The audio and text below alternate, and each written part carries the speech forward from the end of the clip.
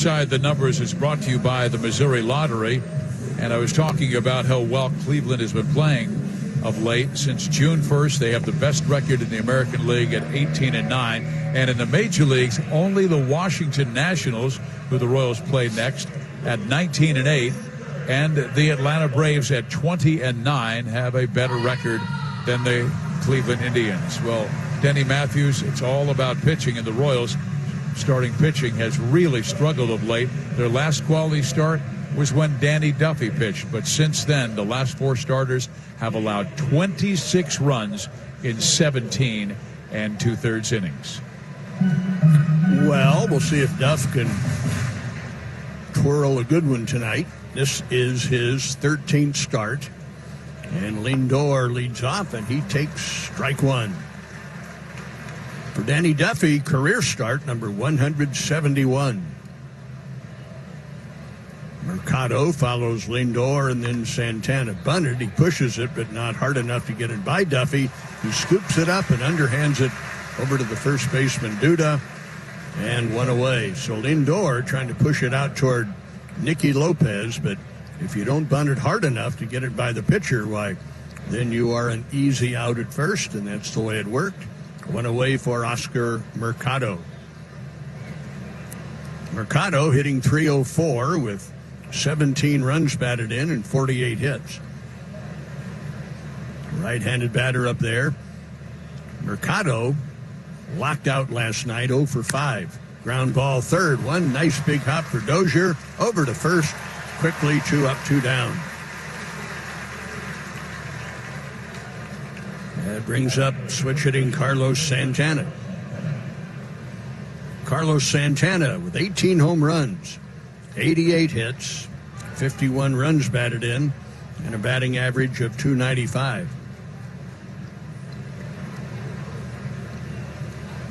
Danny Duffy with 3 wins, 4 losses, and a 4.43 earned run average.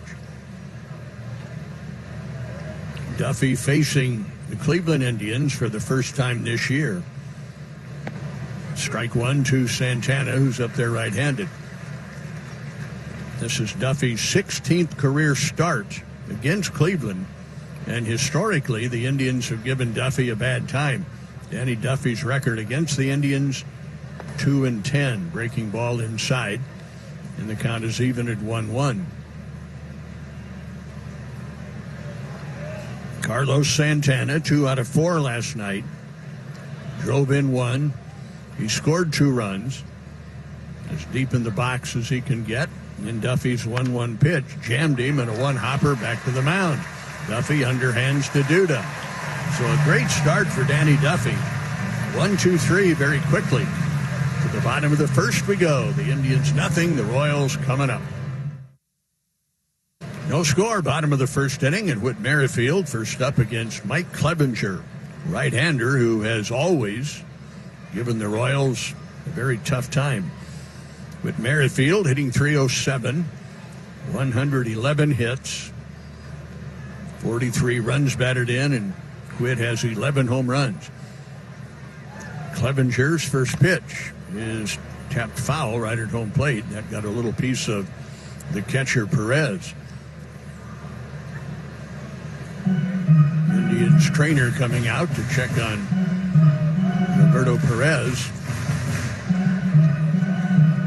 Let's see where that foul ball struck him. What got him right in the mask, and it kind of stuck there for a second or two, and then that really stunned him, so they're making sure that things aren't foggy. And he says, let's continue. So Clevenger against the Royals, 6-0 in his career, 2.25 ERA. He beat the Royals 3 times last year. His earned run average in those starts against the Royals last year, 2.1.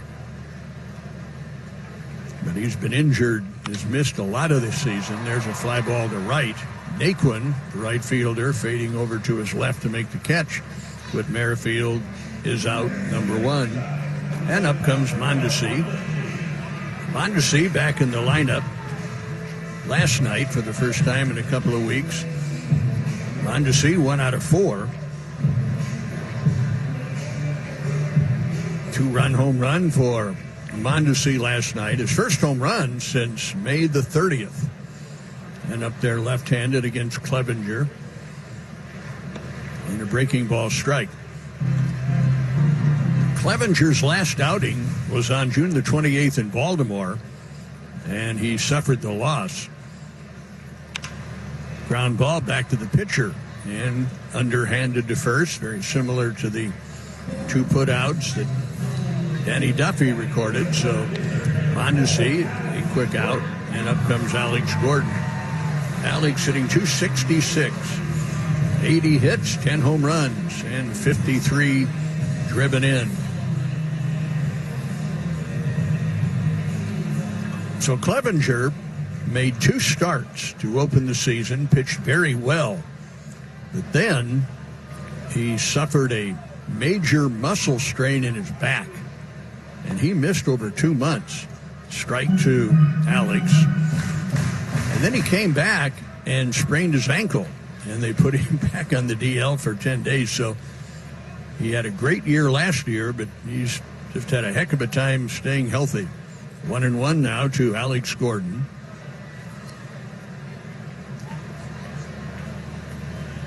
1-1 and an off-speed pitch, a little booper out into left center field, and it's going to drop in for a hit. So Gordon hit a little clunker right over Lindor. No way that Luplow and left the center fielder Mercado could get to it. So the Royals, Alex Gordon, the first base runner of the match, and up comes Hunter Dozier. Hunter Dozier with 13 home runs, 44 runs batted in, and a .298 batting average. So Clevenger in that start in Baltimore a few days ago gave up a career-high 7 runs on 5 hits with 3 walks in just 1 2/3 innings. And from all reports, his pitches were all over the place. He couldn't command anything. There's strike 1 to Hunter Dozier. Dozier 1 out of 4 last night, a triple.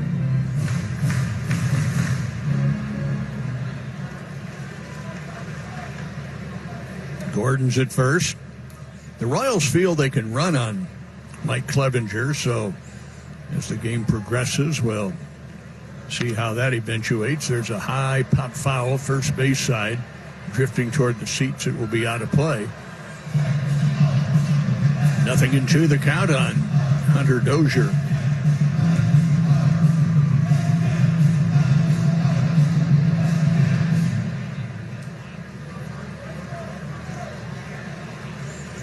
Dozier's triple last night snapped a 26-game triples drought. Royals hadn't had a 3-base hit since June the 2nd down in Texas. But Hunter last night tried to stretch it another 90 feet, and he was thrown out at home with the team behind. This pitch low and outside. 1-2 to Dozier. Clevenger is 28 years old, 6'4", 215.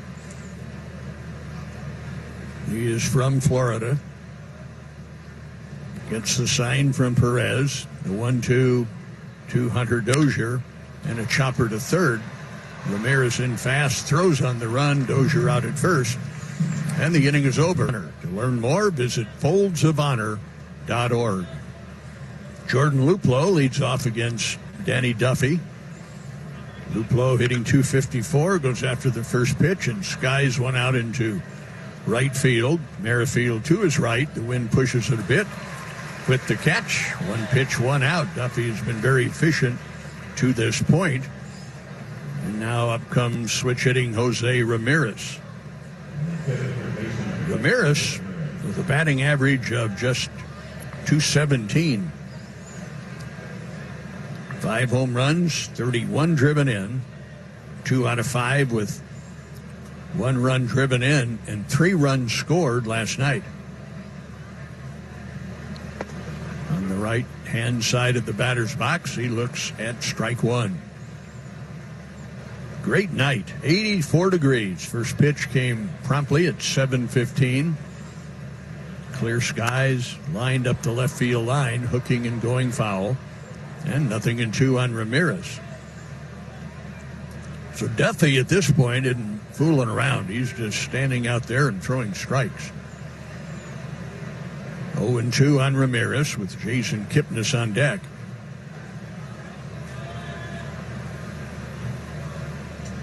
Maldonado setting the target for Duffy. In comes the 0-2 pitch. And a fastball running just off the outside edge. 1 ball, 2 strikes. Duffy's last outing was last Friday night in Toronto. And again, he fell victim to the home run ball for the second straight start. Aside from that, he pitched pretty well. Pop up down the right field line. Merrifield coming over to make the catch. Right by the tarp. And Ramirez fouls out. So 2 putouts for Merrifield in this inning. And now it is Kipnis. Jason hitting .242. And Denny, you talked about the home runs that Danny allowed. 5 of the last 6 have come on the slider. And he really had a sharp slider early in the game against the Toronto Blue Jays. And then as he tired, it started rolling up to plate, and they got him twice. Kipnis, left-handed batter. First pitch fastball is inside at the letters. Time and temperature, as always, presented by the parking spot. We have airport parking covered. 1 ball, no strikes. Next one to Kipnis, grounded sharply to first, but Duda scoops it up, steps on first. And Jorge Soler, the batter. Duda will follow. Maldonado. Clevenger gave up a 2-out single to Alex Gordon in the first. Soler with 23 home runs to lead the team, 57 runs batted in, and his batting average .238. Right-handed batter gets a breaking ball on the outside corner, strike 1. Mike Clevenger's record coming into this game, 1 win, 2 losses, 5.89 earned run average. This pitch missed, 1-1 to Soler. Soler homered last night. 17 of his 23 home runs have come with the bases empty. Pitch way inside, 2 balls, 1 strike. And it seems like he's pitching Jorge rather carefully after Jorge's 6 for 9 against the right-hander with 3 doubles, but 2 breaking balls way outside and a fastball way inside. And now the 2-1 is a strike, another breaking ball on the outer edge, and the count is 2-2. Told you about Clevenger's excellent 2018 season. 2-2 pitches low and away. More specifically, last year, Clevenger was 13-8. With a very good ERA for a starting pitcher, 3.02. He started 32 games. His strikeout to walk ratio was excellent. Ground ball into right field. So Soler just kind of muscled that right between the first and second baseman. The pitch was not a bad pitch for the pitcher, but it turned out to be not profitable because Soler just kind of punched it right between the first baseman and second baseman. The Royals have their second single, and up comes Duda. Lucas, batting average 173. He has hit 3 home runs. He has 14 hits, and he has 14 runs batted in. The Indians deploy a shift. Duda takes just off the outside corner, ball 1. Lucas did not play last night. Played in 4 of the Royals' 7 games on the last road trip. Had a hit and an RBI in all 4 of those games. This pitch off speed and down, and the count is 2-0.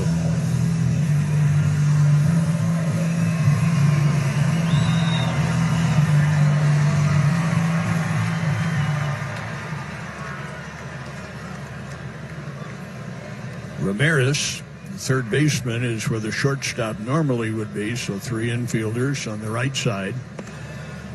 Off speed, outside, 3 balls, no strikes. Clevenger's strikeout to walk ratio last year, 207 strikeouts to 67 walks. As I mentioned in the first inning, his last outing, his control was nowhere close to what he normally is. There's a strike, 3-1.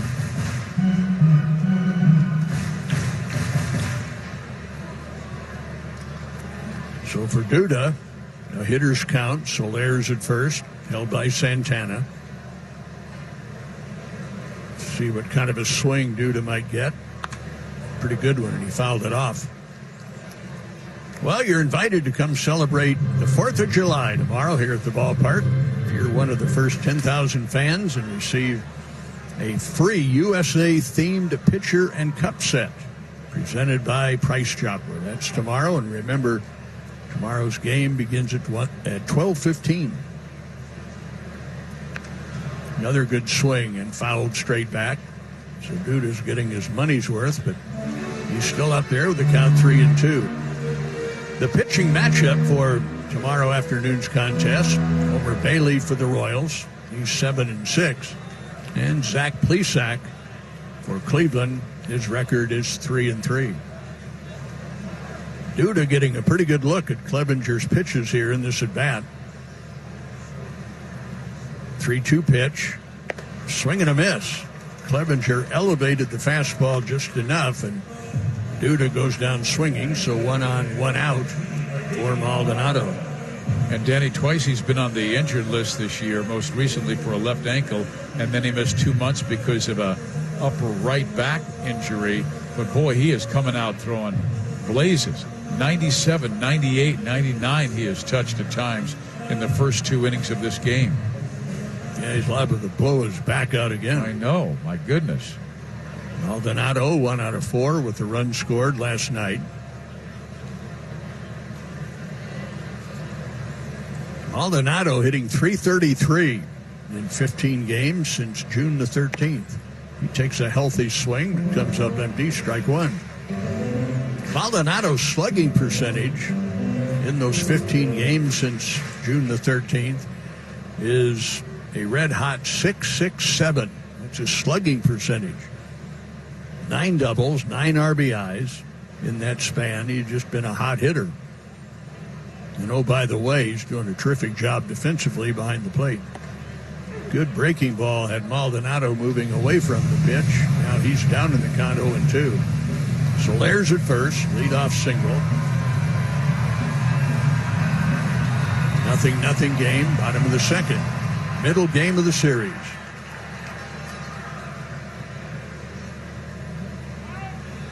Time called at home plate.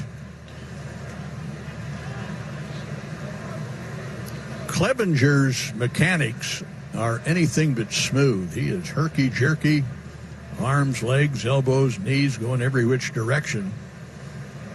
And he throws a fastball outside.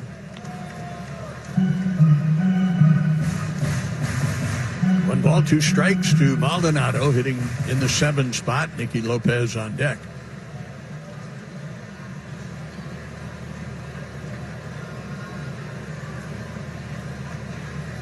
Soler only a step off first base, and Maldonado is swinging a miss.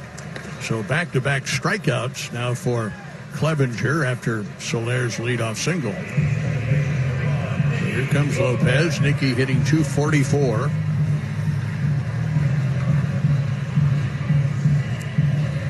.42 hits now for Nicky Lopez.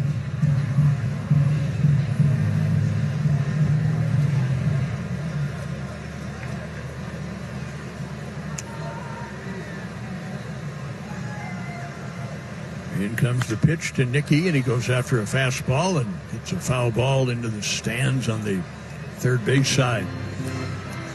We mentioned that Clevenger is 6-0 against the Royals. Here at Kauffman Stadium, he's 1-3. He has surrendered just 4 earned runs in 21 innings to the Royals here at Kauffman Stadium. His earned run average 1.89 going into this game. Good off speed, had Lopez out in front, swing and a miss, and the count is 0-2. So Clevenger obviously motivated after that horrendous start in Baltimore a few days ago.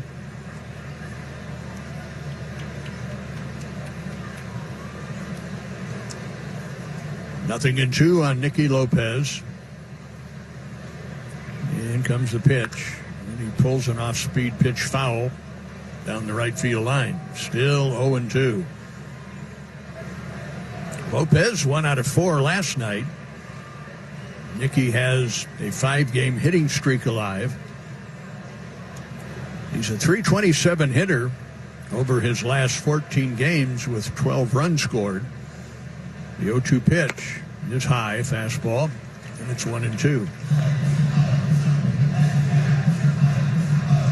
Lopez, when he came up from Omaha, did very well for the first week and a half. And then he hit the skids. He went 12 for 80.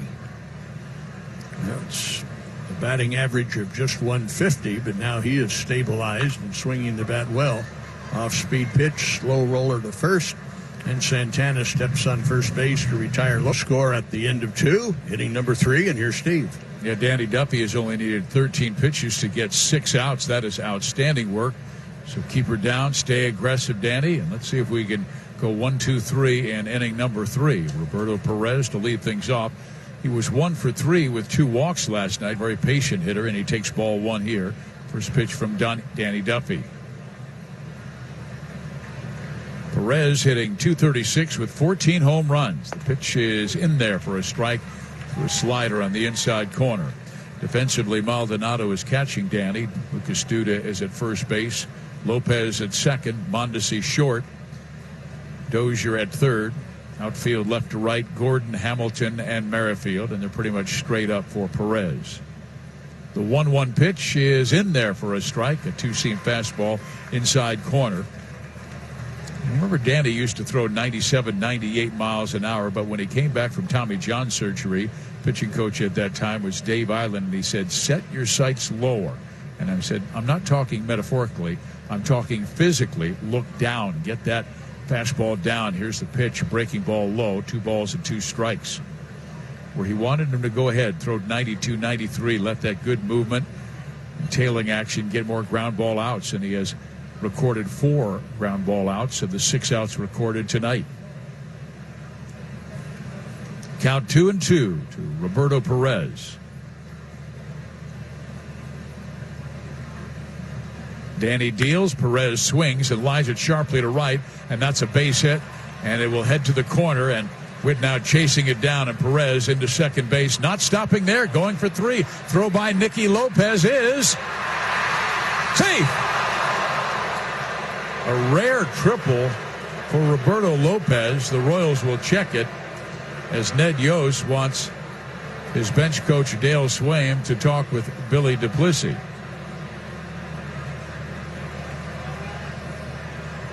The throw was in time, and Dozier didn't look like he blocked the bag well enough, got the tag down a little late, and I don't know if the Royals will challenge. And they have decided not to, but the throw was there in time, and Perez was able to escape the tag by slipping his left arm underneath the glove, or that would have been the first out. Instead, it's a triple for Roberto Perez. Now the batter is Jake Bauers, who had 4 hits last night, tying a career high. Infield in, the pitch to Bauers is a slike on a slider, strike 1.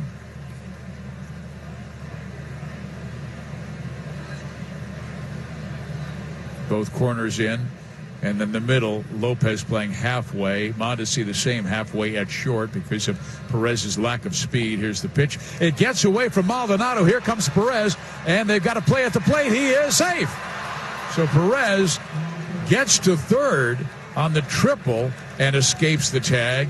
And now he scores on a Duffy wild pitch for a 1-0 Cleveland lead. And they had a close play at the plate once again. And Ned Yost wants him to check again.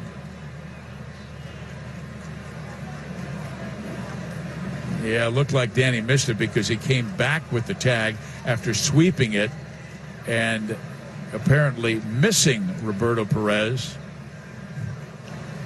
He whiffed. And the Royals will not challenge. So it's a play that both of them should have been tags that would have recorded outs, but the Royals missed the tags, and the result is a 1-0 Cleveland lead.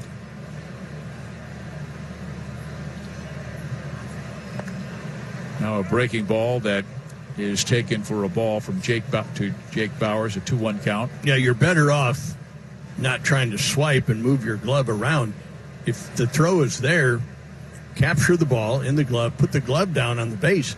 Some part of the body is going to have to come to the base, and then you apply the tag. But slapping the tag, trying to do the swipe tag is not paying off. No, and then Denny walks Jake Bauers with a pitch that misses outside. And now the count, well, now Bauers is at first base and Tyler Naquin comes out.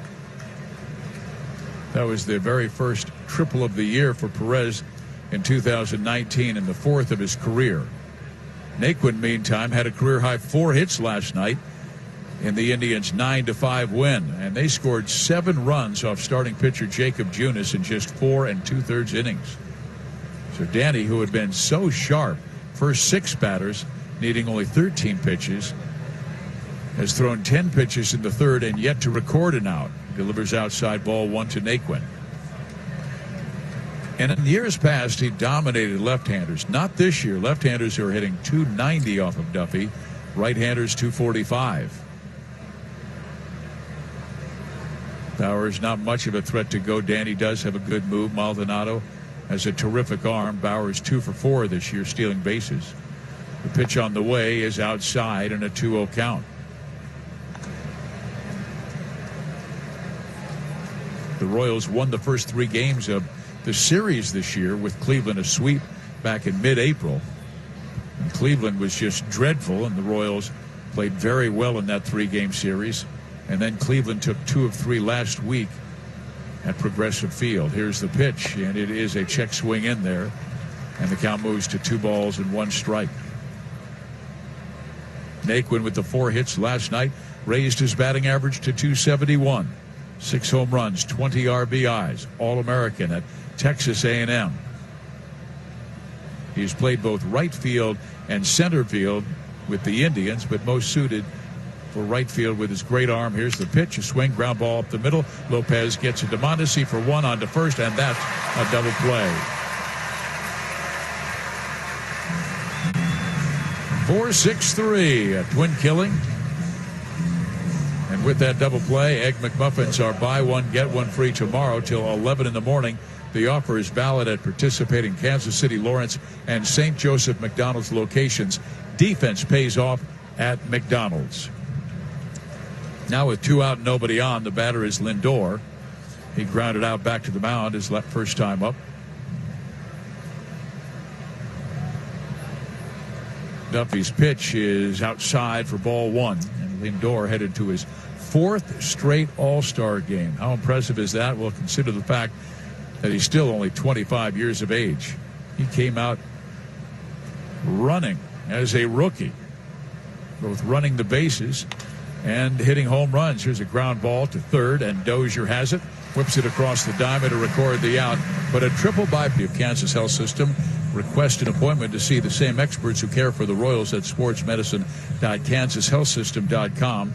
Mike Clevenger, this is only his 5th start of the year. He returned after missing 10 days on the injured list with a left ankle sprain, and I told you that he only made 2 starts to open the year before he missed 2 months with an upper right back teres major muscle strain. And in his first 2 starts since coming back, he allowed 12 runs in 6 1/3. But nothing tonight in 2 innings. And here's the pitch to Billy Hamilton, fouled off. Strike 1. Other injuries. The Angels' Tommy La Stella headed to the All-Star game, but on crutches. He's out 8 to 10 weeks with a tibia fracture. Here's the pitch, and it is in there for a strike. 0-2 is Hamilton. The Dodgers also moved pitcher Rich Hill to the 60-day injured list. Breaking ball bounces in the dirt, and it's 1 ball and 2 strikes to Hamilton. Billy hitting .218, no home runs, 9 RBIs. And back to the top of the order in Merrifield and Mondesi. Clevenger, we told you, really throwing hard early in this one. 97, 98, 99 miles an hour. Sharp slider in the mid to high 80s. The pitch. Swung on and missed. Got him with a blazing fastball at 96 that had late life to run away from him. That's 3 strikeouts. And Clevenger has had tremendous success against the Royals in the past. He's never lost. In 10 games, he has a 6-0 record, a 2.25 ERA. Last year, he beat the Royals 3 times in 3 decisions, and he has struck out 26 batters now in the last 21 innings. Pitch to Merrifield is a little bit low for ball 1. Witt flied out to right field his first time up. He is having a terrific year and going to his very first All-Star game in Cleveland next week. The team will play their final game in Washington on Sunday. Here's a strike. Most of us will be flying back to Kansas City or to visit family and friends during the All-Star break. But Witt will be going to Cleveland. Here's the pitch, and it is fouled off down the left field line. And he is very deserving. As a matter of fact, he's the only player in the major leagues with 20 or more doubles, 5 or more triples, 10 or more home runs, 60 or more runs scored, and 10 or more stolen bases. He's the only Royal to ever do that before the All-Star break. Self-made guy. Here is the 1-2 pitch, and Witt takes high. 2 balls, 2 strikes.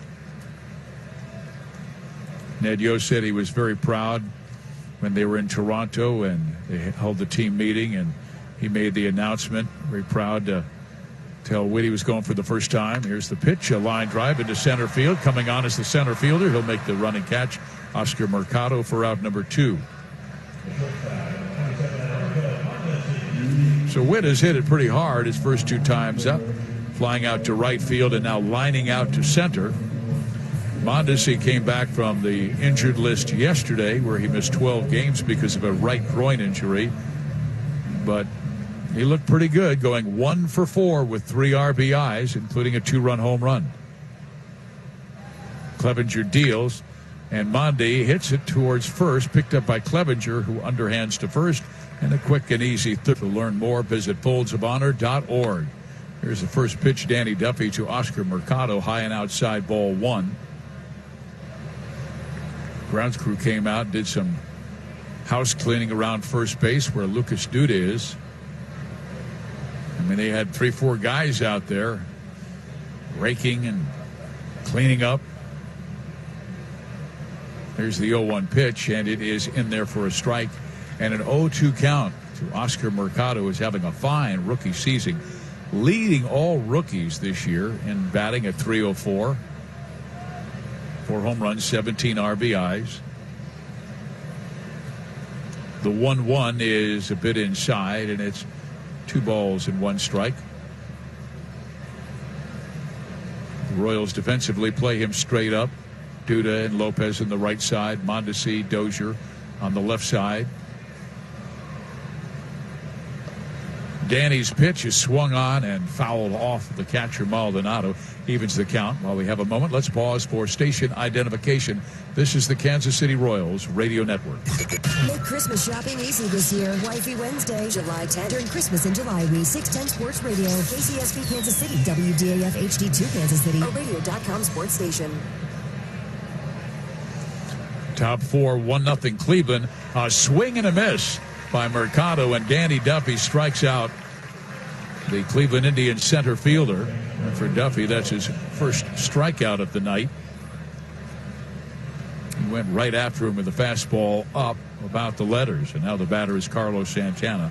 Danny was able to get him on a comebacker to end the first inning, but this is a guy who has really handled Duffy very well through the years. 13 hits and 31 times up. Batting average right around 400. First pitch in there, strike one. And Santana has reached in 25 straight games. Head to the All-Star game for the first time.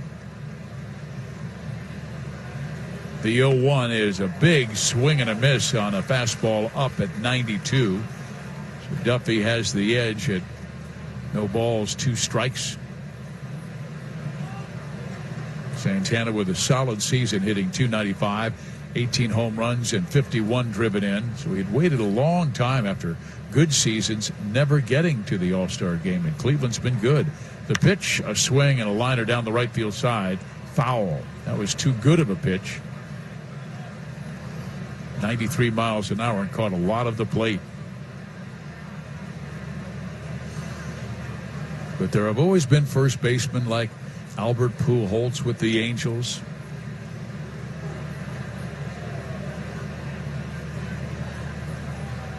That have voted in ahead of him. Here's a pitch and a foul off by Carlos Santana.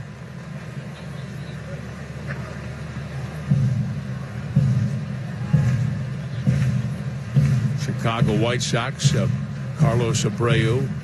Miguel Cabrera is a first baseman with Detroit. He's always very deserving. Duffy again has options at 0-2. Comes set, the pitch, and it's a breaking ball, low and in. 1 ball and 2 strikes.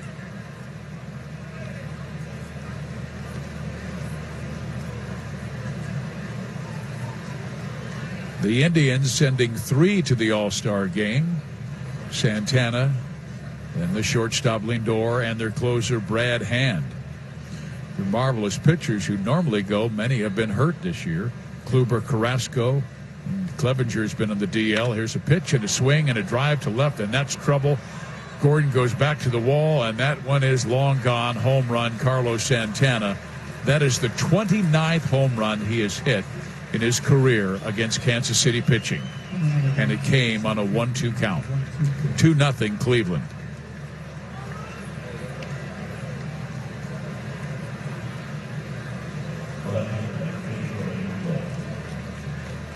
We told you how well they have been playing. In the major leagues, only the Washington Nationals, who are about to win their 20th game, they had a 2-0 lead late in that contest with the Miami Marlins, who are not very good. And the Atlanta Braves at 20-9 are better since June 1st. And we'll be playing the Washington Nationals next on Friday. Here's the pitch, and it's tight for a ball. There's also 26 consecutive games. So Santana has now reached in 26 straight games. He didn't last long on the bases as he just trotted around for the 2-0 Cleveland lead. Luplow's the batter. 1-0 is hit sharply to left. On comes Gordon, has to play it on a hop. And a 1-out base hit for Jordan Luplow.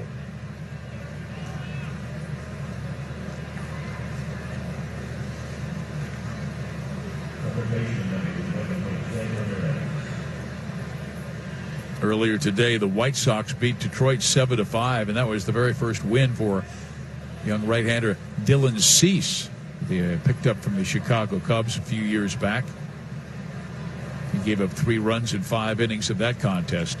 Duffy goes to first base. Luplow dives back safely. Batter is Jose Ramirez.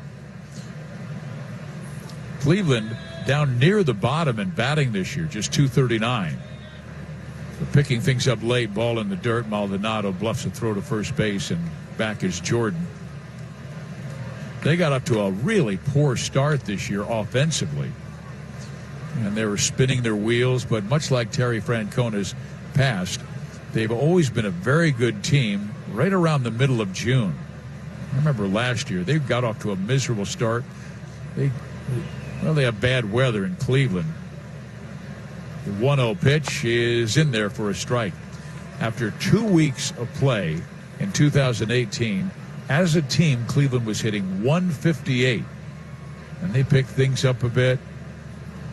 Got hot in June, really hot after the All-Star break, and wound up winning 91 games. Here's the pitch, a swing And a high popper left side. Dozier chasing. So is Gordon in foul territory. Alex leaps into the stands, and it's just beyond his reach, a foul ball.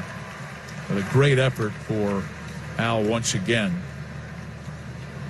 He never takes a moment off. Young guy with a glove made a good catch. Sure did. And then he turned around to show the ball, and he's wearing number 4, Alex Gordon's number. Yeah, that used to be the area where they had the Gordo Nation. So Gordon made the catch, just wasn't Alex. Exactly. Now the pitch and a high fly ball center field playable for Hamilton as he continues to trot back, and he makes the catch. Luplow tags but does not go. Bluffed the move, and there's 2 out now in the 4th inning. Our Capital Federal Royals trivia question today was, since being renamed Kauffman Stadium, who has hit the most walk-off home runs for the Royals at the K? The answer, surprised me, was Bob Hamlin. So congratulations to Vicky John Ottawa Vicky John from Ottawa for winning a $25 Major League Baseball gift card and a chance to watch batting practice from the field. Royals trivia presented by CapFed True Blue for over 125 years. Duffy throws ball 1 to Kipnis. He grounded out to first his first time up. 2-0 Cleveland has the lead. We're in the 4th. The pitch is in there for a strike. Well, Bob Hamlin hit 3 walk-off home runs for the Royals in the era in which the ballpark has been named Kauffman Stadium, the most of any Royals player in that time. 10 Royals are tied with 2 each, including current Royals Salvador Perez and Alex Gordon.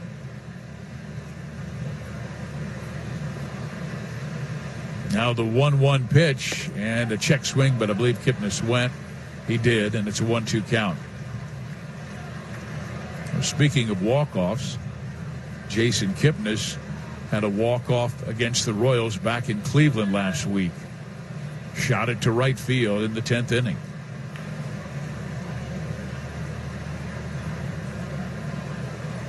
Duffy deals. Kipnis swings and misses and strikes out. And Denny barks to the high heavens, angry with himself as he made a bad pitch on a 1-2 count to Carlos Santana, who hit it out. It's 2-0 Cleveland. He scored on a triple, a wild pitch, and then home run. There's a ground ball that's hit back up the middle and off the glove of Clevenger. He's got no chance to get Alex, who will have his second hit of the night.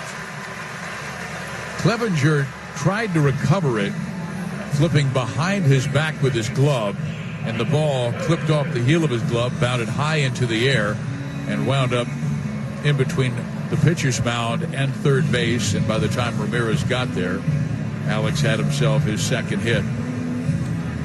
For the Royals, they lead the majors in infield hits now with 112. Well, that's what happens when you swing that leg high over your head rather than finish in a good fielding position. Here's the pitch to Dozier. He takes a fastball tight for ball 1. Clevenger has this high leg kick delivery, and then when he lands, he will swing his right leg completely over, so he's kind of angled at his side towards the batter rather than finishing in a good fielding position.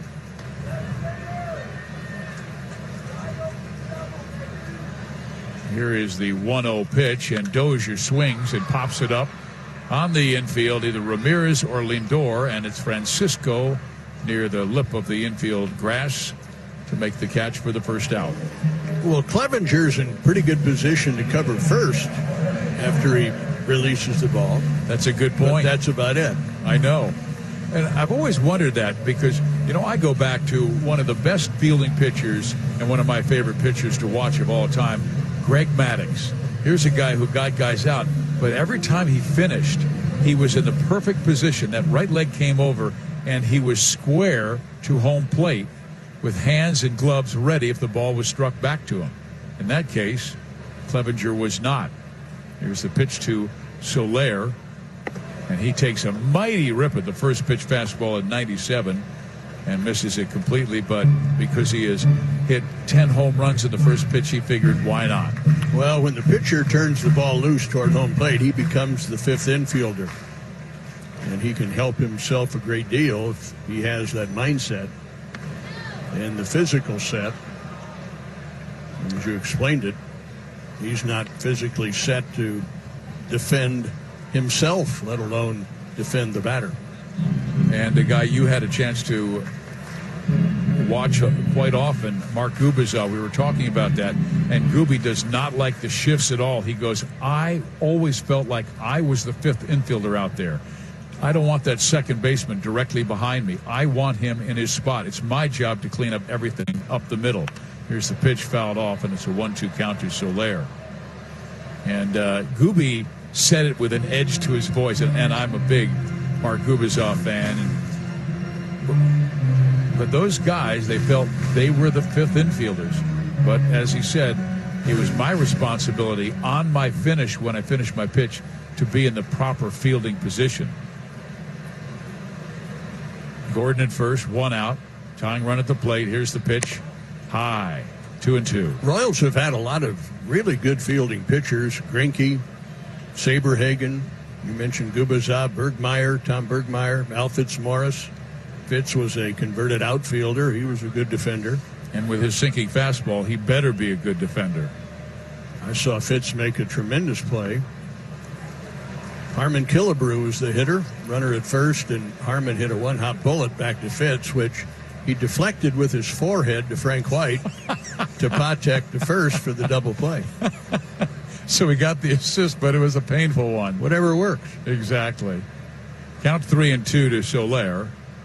They throw over, and Gordon dives back safely.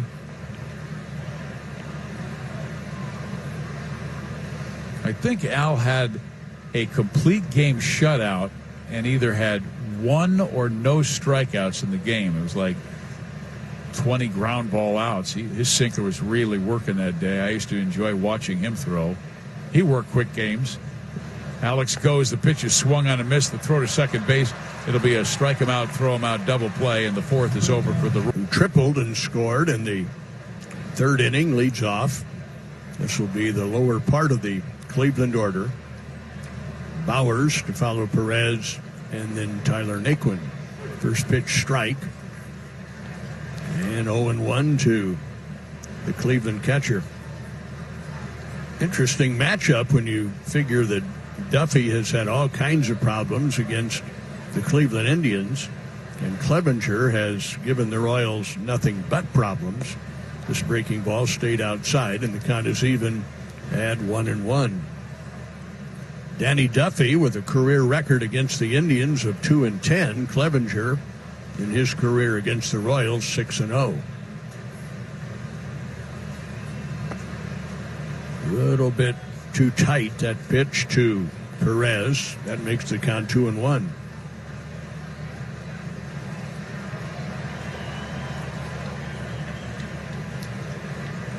Right-handed batter facing the lefty, Danny Duffy. 2-1 pitch tied him up. A little blooper off the handle of the bat, caught by Lopez. Very good pitch from Duffy. And Perez is retired, one away. So now Jake Bowers. Bowers drew a walk in the third inning. That's the only base on balls so far surrendered by Duffy. 12:15 tomorrow afternoon. Final game of this series. Homer Bailey will be after win number 8. He'll start for the Royals against right-hander Zach Physioc. Good breaking ball. Strike one to Jake Bowers. And then on to Washington to play the Nationals. Friday night, Brad Keller opens that series. Austin Voth, V-O-T-H, Voth, will pitch for Washington. This pitch is down, and that evens the count. 1-1 to Bowers. Lefty against lefty. Breeze continues to blow toward left field. 18 to 20 miles an hour. Not as strong as last night, but still a factor. There's a strike, and it's 1-2.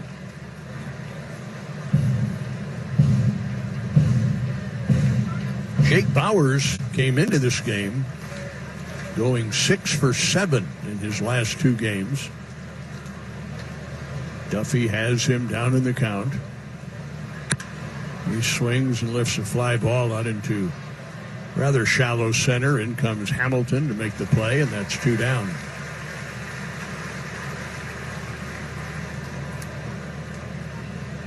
That brings up Tyler Naquin. He rolled into a double play that got Duffy out of some difficulties in inning number 3. Well, if you purchase 20 or more tickets for your group, and you get special discounts. Suite and party areas are also available to watch a game with friends or co-workers. Call 816-504-4040 for all the details on that. There's strike 1 to Tyler Naquin. 2 runs, 3 hits for the Indians. No runs, 3 hits for the Royals. Inning number 5.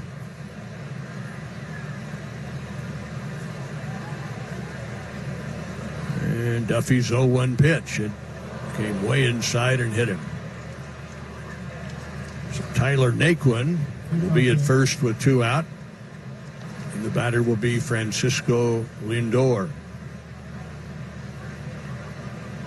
Lindor is 0 for 2. He tried to bunt his way on, but was thrown out by Duffy to start the game. And then Lindor ended the 3rd inning by grounding out to Dozier.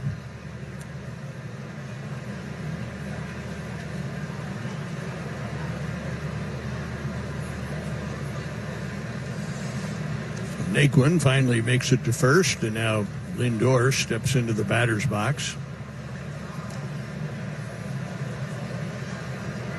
He is a .321 career hitter against the Kansas City Royals. First pitch, fastball, strike.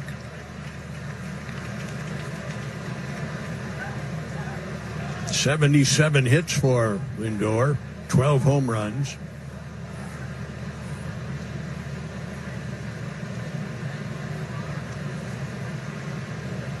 Naquin, the runner at first, pretty good speed. And then draws the throw from Duffy. Lindor, and Steve told you he's going to be at the All-Star game for the 4th straight year, has always been a good clutch hitter. But not so much this year. Not at all, because his batting average with runners in scoring position so far this year, 156. Yep, 156. Started to swing and checked in time. The pitch outside, 1 ball, 1 strike.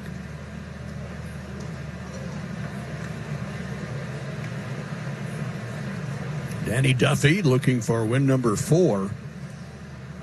And Duff winless in 7 straight starts, so he's hungry for a victory.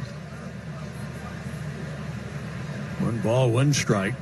Lindor swings and foul tips. And the count is 1 ball, 2 strikes.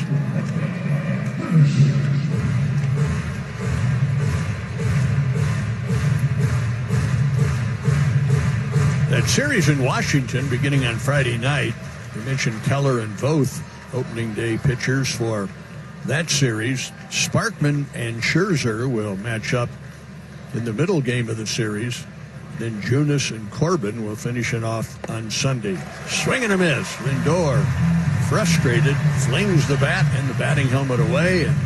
And Royals Charities donate $21 to the YMCA of Greater Kansas City. Team up with us and use hashtag StrikeoutDiabetes on social media. And Denny, as Lucas Duda leads off the 5th, we can update the out-of-town scoreboard, brought to you by Price Chopper, Kansas City born and raised, and a proud partner of the Kansas City Royals.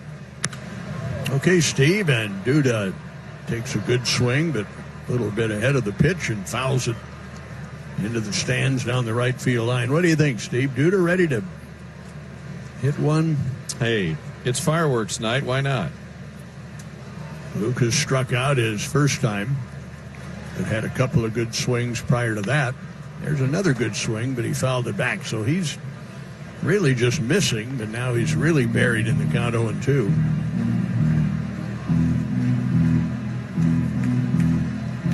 2 runs, 3 hits for Cleveland. No runs, 3 hits for the Royals. Clevenger ready, and the 0-2 pitch is high. Clevenger tried to make Duda go for a fastball, but Lucas would not bite.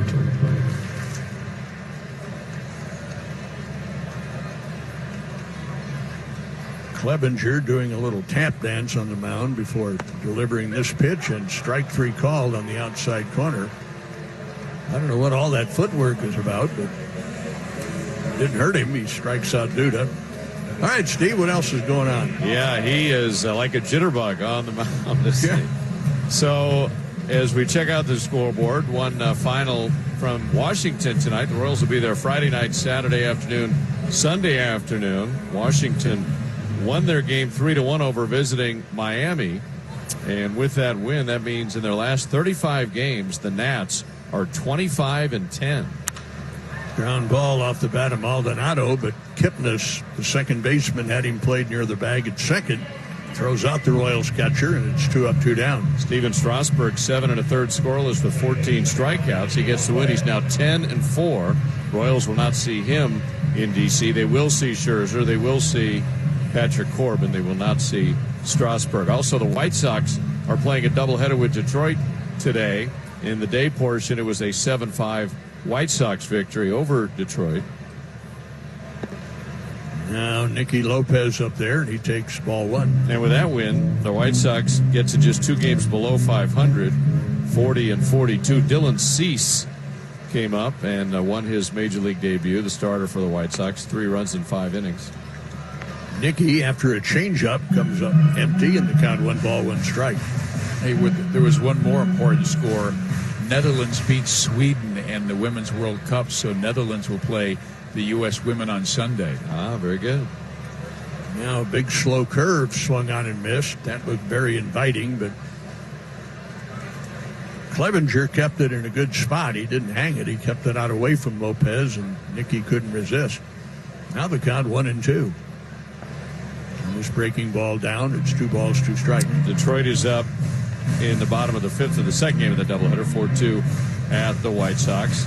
Toronto home to Boston. It's a 5-3 Blue Jays lead. Bottom of inning number 7. Baltimore and Tampa Bay 3-3. Bottom of the 8th. Tampa Bay 5.5 behind the first place Yanks. Fastball missing away to Nicky, and now the count is full. Yankees and Mets continue their series. The Yankees are up 4-1. Top of the 7th inning, Jason Vargas, 5 1/3, 3 runs allowed.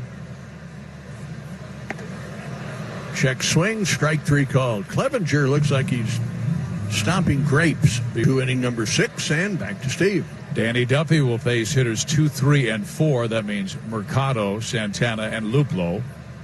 Santana got him in that 4th with a solo home run, and here is the pitch to Mercado, and he takes a breaking ball low for ball 1. Dozier is in at third base. Mercado has good speed and a capable bunter, and he just took a peek down at third base to see where Hunter was positioned.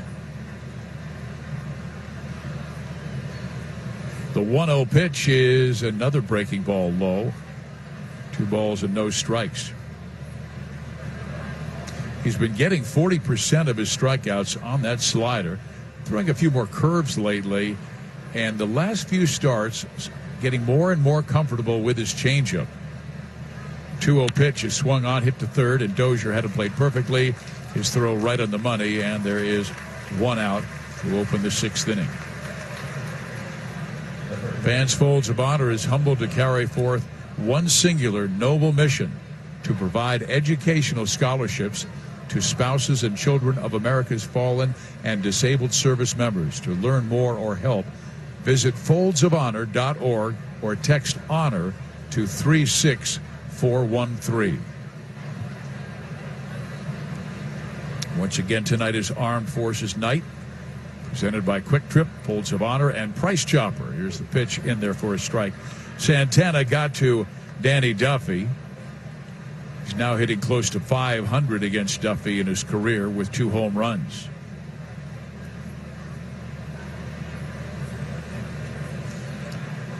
The next pitch on the way, and Santana takes a rip and fouls it over the Royals dugout for strike 2.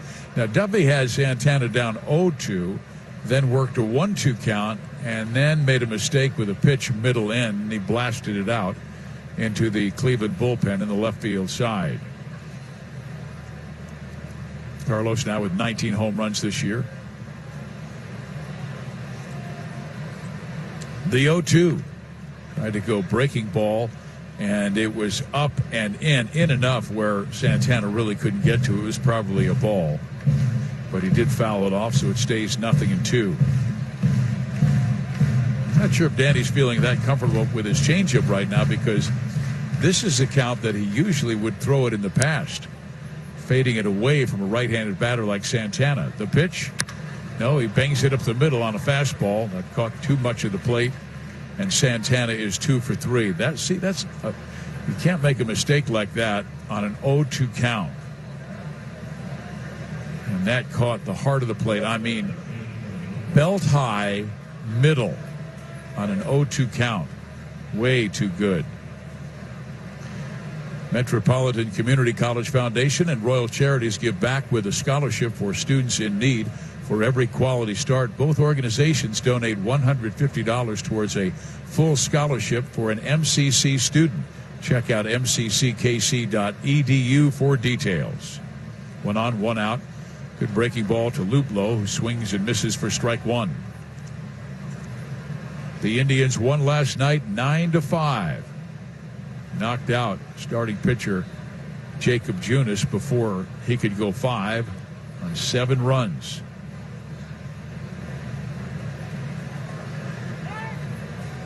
Time called.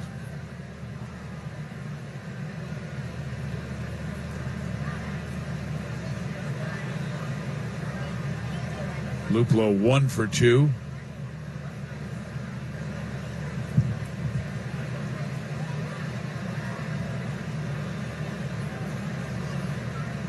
Pitch by Duffy is that slider low, and now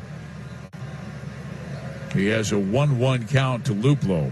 It's really interesting. Jose Ramirez, who's in the on-deck circle, is not. He's about 20, maybe 25 feet from the on-deck circle, trying to get almost directly behind the pitcher to get or behind the umpire, trying to get a better look at Danny's pitches and deliveries. In the old days, it was Don Drysdale. He would throw at the guy in the on-deck circle. There's the pitch. And quite frankly, the home plate umpire, Jerry Davis, who's the crew chief, could turn around and tell him to move back to the on-deck circle. If I was Duffy, I might request that. 1 on, 1 out. We're in the 6th inning, 2-0 Cleveland. The 2-1 pitch is outside, 3-1.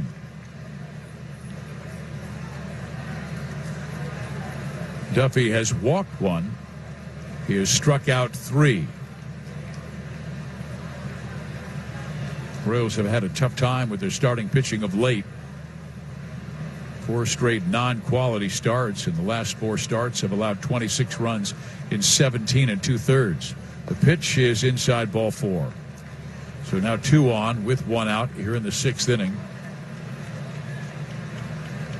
And Ramirez will be the batter, and he too has been a thorn in the Royals' side in years past, but he's been going through a difficult time lately. Only 1 home run his last 40 games. You might remember this time last year, Jose Ramirez was having an MVP-type season. He had 24 home runs this time last year, and this year he has only 5. But still a dangerous switch hitter at the plate.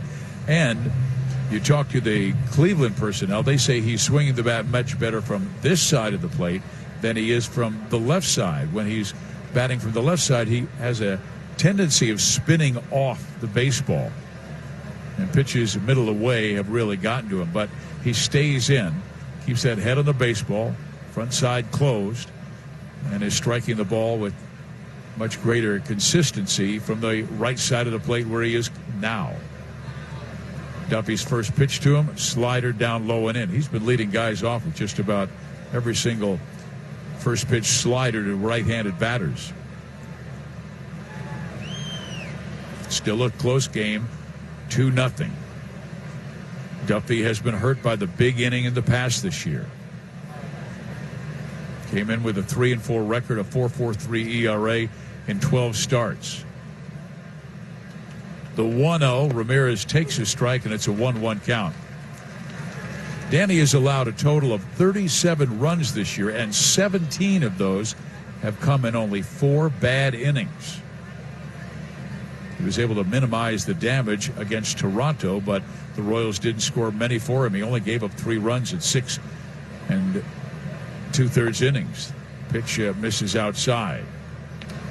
2-1. He's now at 79 pitches, trying to complete the 6th.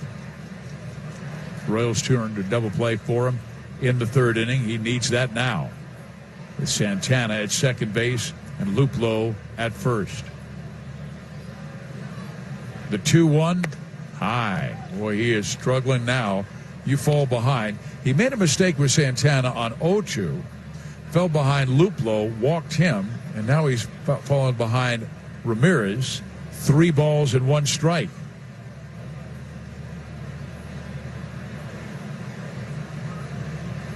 Denny checks the lead man at second.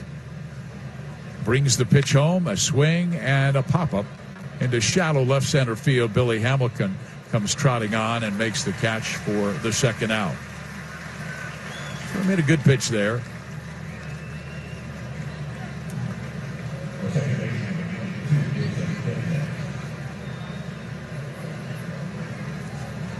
Now it'll be a lefty-lefty matchup of Danny Duffy versus Jason Kipnis. He's gotten Kipnis twice.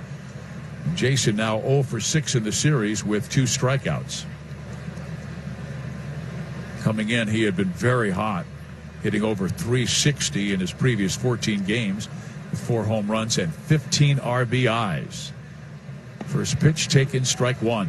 Started him off with another slider.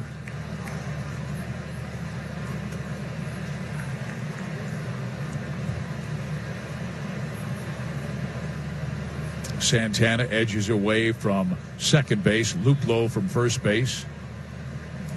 The 0-1 pitch is swung on and missed. That's back-to-back sliders, both well located. Now he needs to finish this guy off. Make him stretch that strike zone. Maybe a few inches off the plate and down. The 0-2. Hit in the air, left center field, should be played by Hamilton, and he is there for the catch. Duffy does 19 to get 10% off plus free standard shipping. Well, the 6th inning is our Sonic Slam inning. Our contestant is Michelle Arcuri from Independence. If the Royals hit a home run out of the park in this inning, Michelle will win $2,800. And if the Royals hit a grand slam out of the park in this inning, Michelle will win $25,000 from Sonic and the Royals. Billy Hamilton will lead things off. Then back to the top of the order in Merrifield and Mondesi. Corners are both in. And Clevenger's pitch is in there for a strike. Beautiful clouds beyond the right field wall here in Kansas City. Gray turning to pink with the sun setting in the west. The light really flickering off. It is a beautiful sight. I mean, we have had some marvelous weather. It was a little warm yesterday, but that's okay. Summer's here. Here's the pitch. A swing and a popper foul, back and out of play. Hamilton stays down in the count, 1-2. Cleveland 2 runs, 4 hits. Kansas City no runs, 3 hits. The pitch. A swing and a foul into the glove, and that is strikeout number 7 for Clevenger. Boy, whatever it is, he's got the Royals number. He was absolutely miserable in his last start at Baltimore in a 13-0 loss. Gave up 7 runs in an inning and 2/3.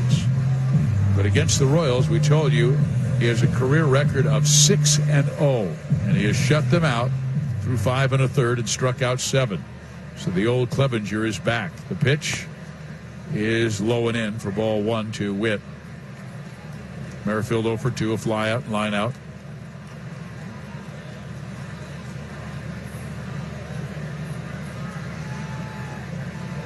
1-0 pitch is outside for ball 2, 2 balls and no strikes.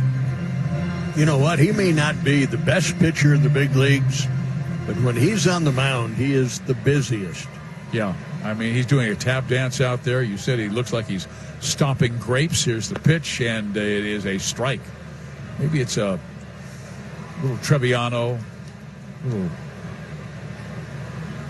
note of chocolate.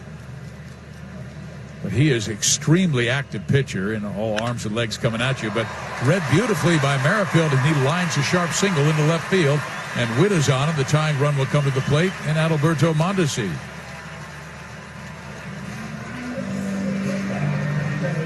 Well, he's always been that way, and his teammates call him Sunshine because he is from the Florida area, and he has that long flowing brown hair down to his shoulders. And you read about his hobbies, and they're surfing and fishing and bike racing and skateboarding, and that's a little bit the way he looks. Now Witt on. Mondesi the batter. The pitch to Mondesi is down low. And he's always had a bit of a freelance attitude. As a matter of fact, he attended the Citadel because of his mom and dad. But he had to, he accumulated over 1,000 hours of dorm confinement due to various dress code violations. Here's the 1-0 pitch, and it is outside. So he transferred from the Citadel after 1 year and went to Seminole Community College, and then would be drafted by the Angels in the 4th round. And Cleveland basically stole him from Anaheim. Here's the 2-0 pitch. Wait a second, they're going to throw to first base instead. And you can dress any way you want at Seminole Community College. You can wear shorts, flip-flops, muscle shirt. But not at the Citadel. No way. He didn't like that. Well, his mom and dad should have known he was a skateboarder and surfer, and they wanted him to go to the Citadel. Here's the 2-0 pitch. Mondesi got it in his wheelhouse, but that fastball got in on him enough that all he could do was spin it back to the screen.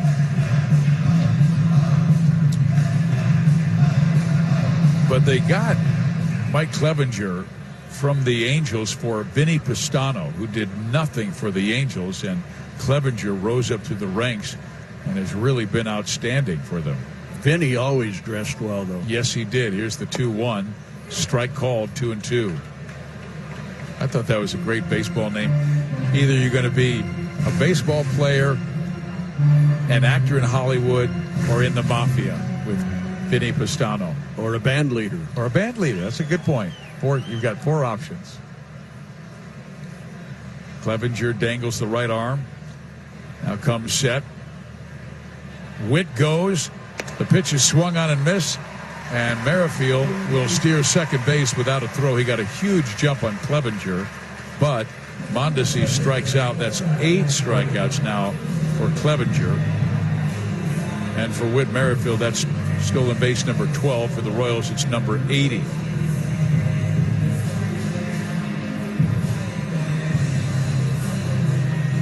So Cleveland stole Clevenger from the Angels. They also stole Corey Kluber from San Diego in the Jake Westbrook deal, and ripped off Trevor Bauer from Arizona.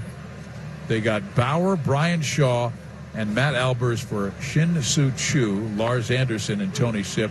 And some guys went elsewhere. Choo went to Cincinnati. But to get Bauer and Shaw, boy, that was outstanding. And Albers was a pretty good reliever as well. A strike call to Alex Gordon, who is 2 for 2. Gordon has raised that batting average up over 270 again. Merrifield in scoring position at second. The 0-1 is in there for a strike and an 0-2 count.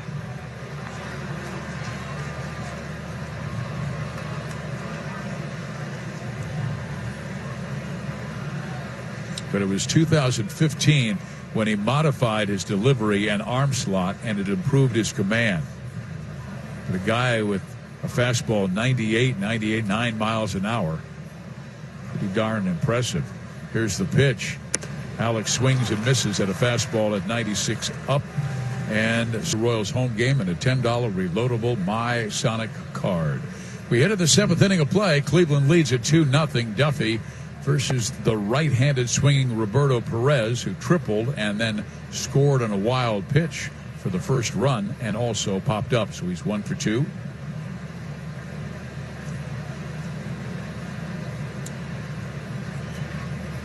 Denny brings the 1-0 inside, 2 balls and no strikes.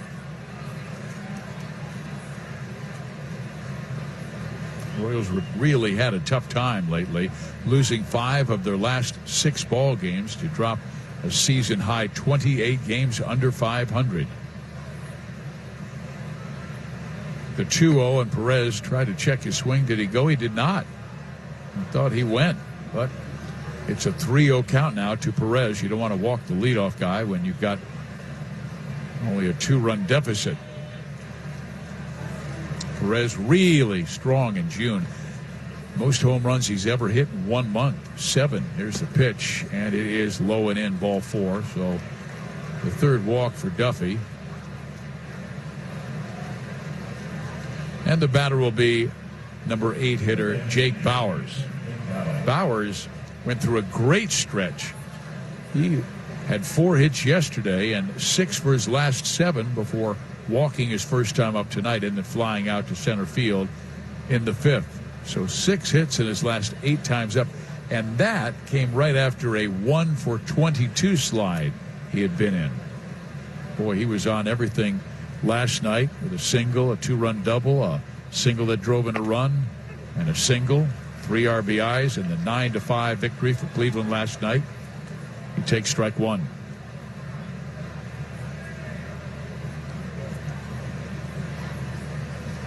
Keep it down, Denny.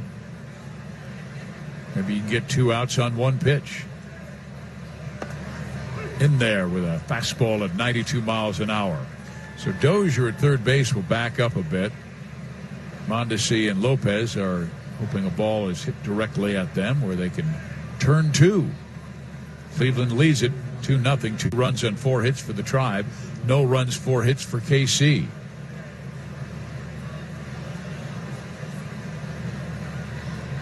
Duffy to the plate.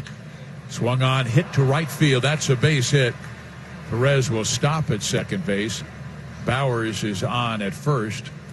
And the throw by Merrifield comes to Adalberto Mondesi. So 2 on with nobody out here in the 7th inning. And the batter is Naquin. And Tyler going down to visit directly with the third base coach, Mike Sarbaugh, and they might be asking him to drop his sacrifice bunt.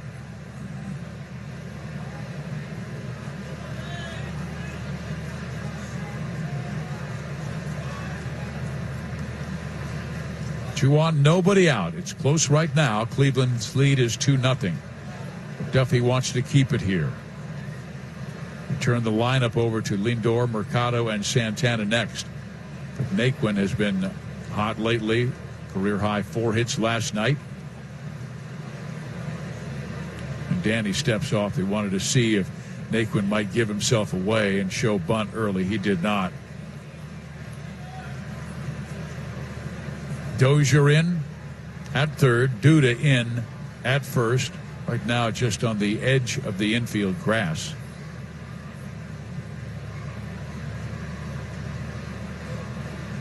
Denny checks the runner and brings the pitch home. And it was a bunt try by Naquin, but he pulled the bat back. Unfortunately for Mr. Naquin, it was a strike, so he's down 0-1. Naquin steps out, tightens his gloves. Sarbaugh flashes the signs again.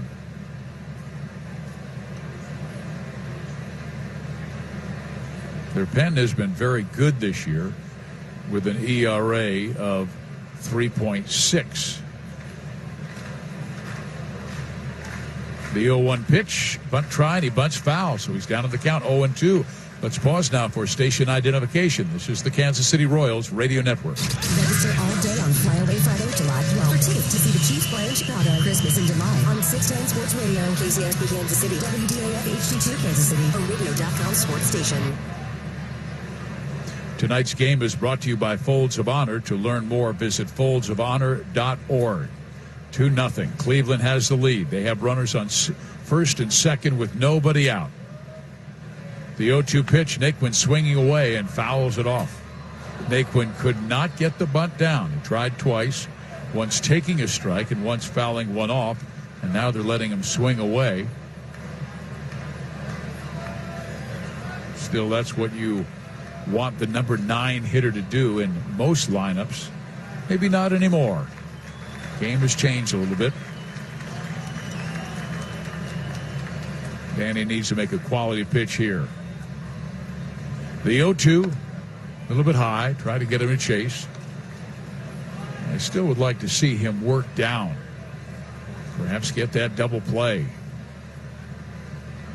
Bauer stroked it just past a diving Lucas Duda at first base. Naquin windmills the bat at home plate. Duffy checks the lead runner, brings the pitch outside. Now it's 2-2. He does not want to go 3-2.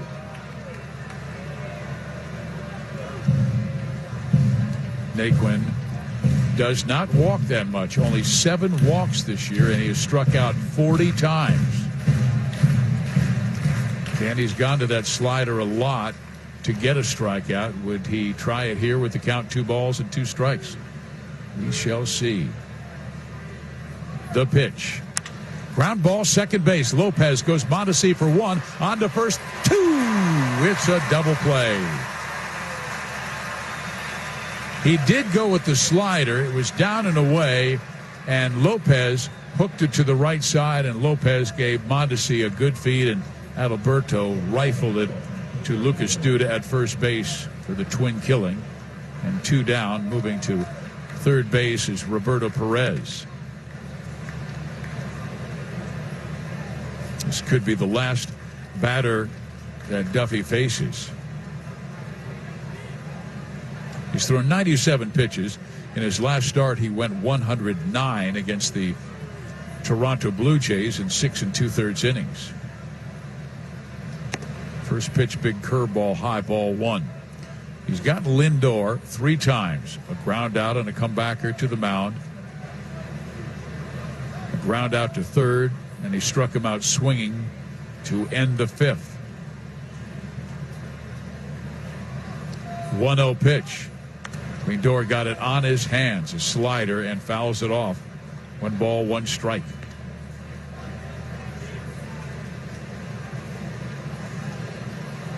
Perez down that line at third.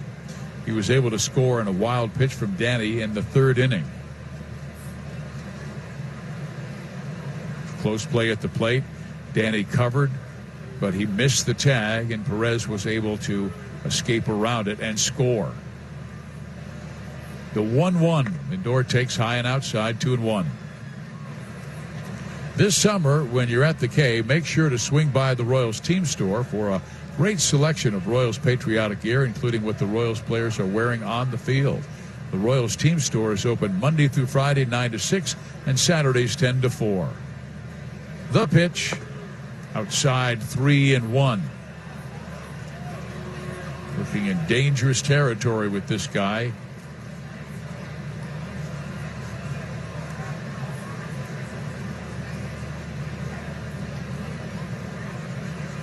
Maldonado drops the sign. Duffy nods yes. Comes set. The 3-1 pitch. Swung on and missed. Went with a changeup.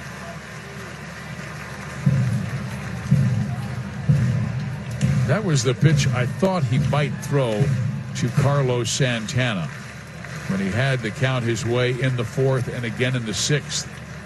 Will he throw it again? Maybe double up. Come inside with the fastball. 3-2 pitch. Came up with the fastball and walks Lindor. Tried to get him to chase. 4th walk for Denny. Royals do have the bullpen busy. Cal Eldred going out to visit with Duff. And it might be to talk about what to do if Lindor goes, because Francisco is an outstanding base runner. He has attempted 13 steals this year and been successful 12 times. The guy they want to get is Mercado. They do not want to have to face Santana. Santana has not only had considerable success against the Royals, but outstanding success against Denny. Duffy right now at 103 pitches. Cal Eldred finishes his conversation with both Duffy and Maldonado as the crew chief Jerry Davis breaks it up.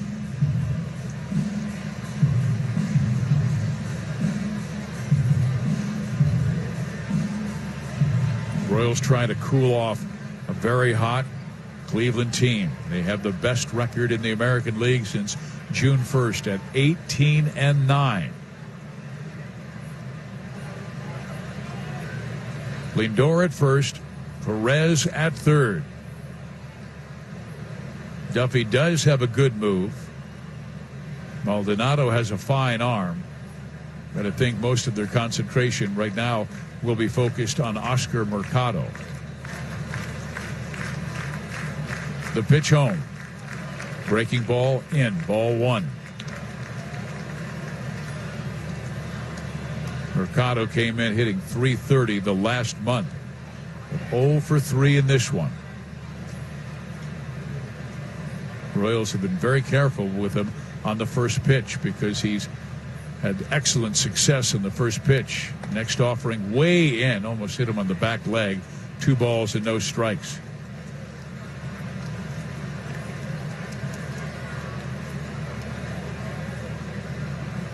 Santana is looming on deck. He's got to make a good pitch to Oscar Mercado, who's been one of the American League's best rookies this year. First and third, 2 out. 2-0 pitch. Tight, 3-0.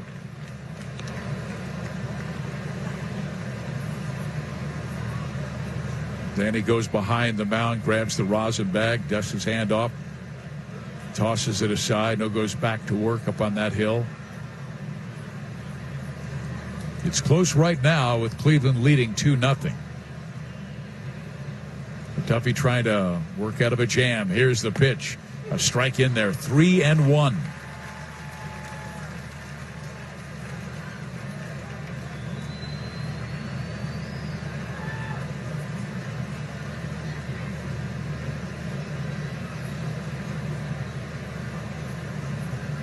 Perez down the line at third. Duffy eyes the runner at first, comes inside to Mercado and walks him. So that'll be it. Here comes Ned Yost. Danny Duffy has walked 3 in the inning. And back-to-back hitters in Lindor and Mercado. And the Royals will go to the pen to try and rescue Danny and keep it at 2-0. One call does it all. This call to the bullpen is sponsored by Bob Hamilton Plumbing, Heating, AC, Rooter, and Electrical. Peace of mind guaranteed for all of your plumbing, cooling, and themed pitcher and cup set presented by Price Chopper. Tomorrow at 12:15, Fizz. That'll be a lot of fun and a real nice item that will be used frequently throughout a hot Kansas City summer. Indeed, and here we've got Kevin McCarthy, Stu, and I really like the way he's been throwing lately. Good sinker, slider, changeup. Works quick, keeps the ball down. Ever since he came back from the minors where he worked on getting back to his old self, we're seeing greater movement. And now he will face the always dangerous Carlos Santana. Here's the pitch in there, strike one. Mac worked a pair of 1-2-3 innings in Sunday's Royals victory, marked his 4th career perfect appearance of 2 innings or more.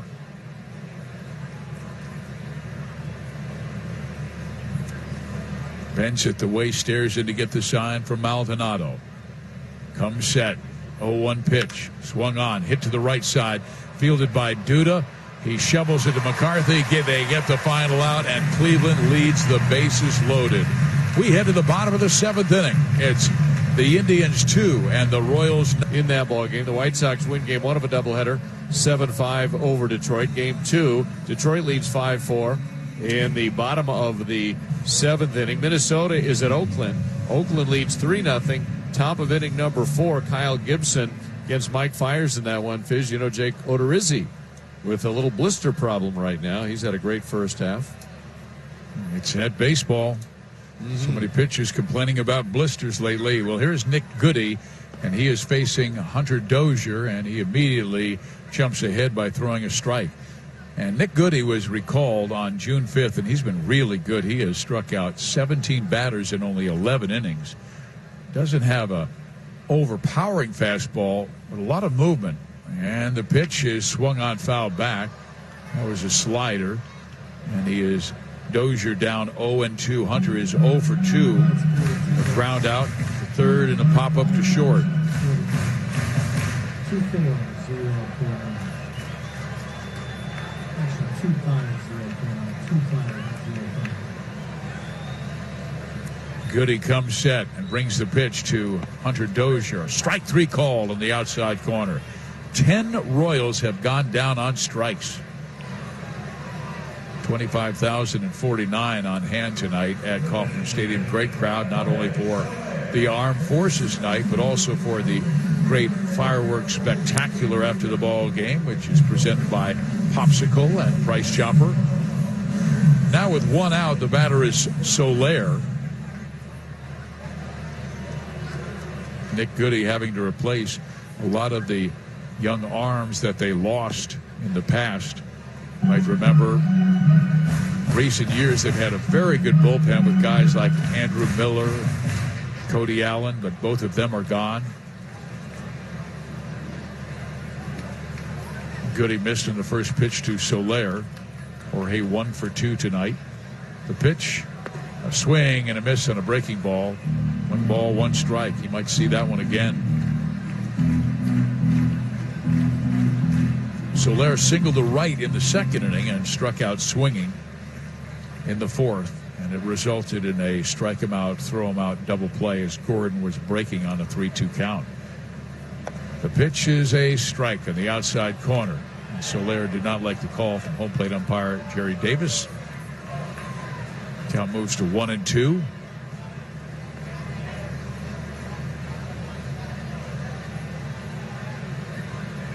Cleveland infield playing Jorge with a slight pull.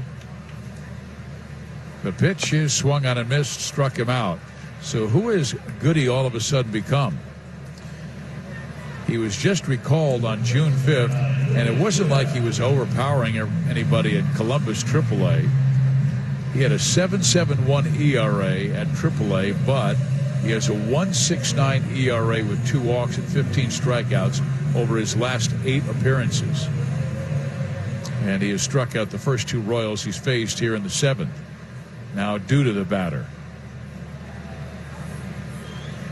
Goody's first pitch, low, ball 1.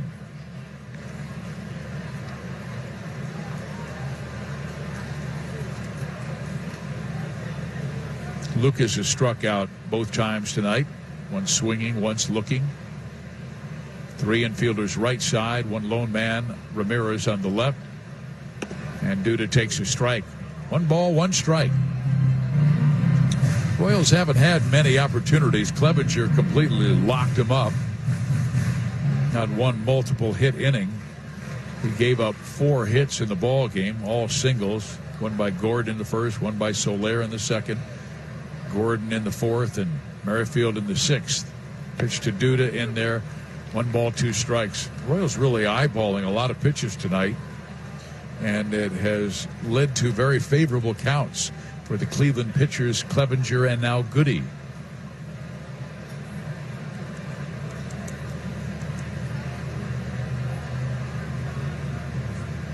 Goody deals, and Duda fouls it straight back. Stays 1-2.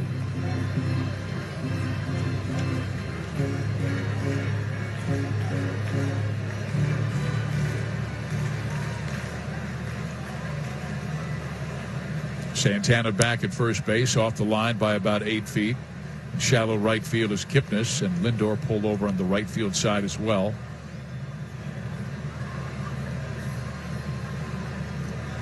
The pitch is swung on and popped up. Left side, mile high.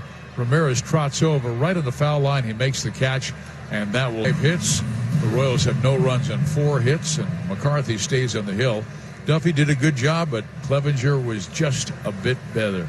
Denny now it's up to the bullpens. So McCarthy, who got the final out in inning number 7, confronts Jordan Luplow, who has walked and singled. He is 1 out of 2. The first pitch misses, ball 1. And a reminder, tonight's game is brought to you by Folds of Honor. To learn more, visit foldsofhonor.org. 1-0 the count. Luplow, right-handed batter, spins one foul over toward the third base dugout. And the count is even at 1 ball, 1 strike.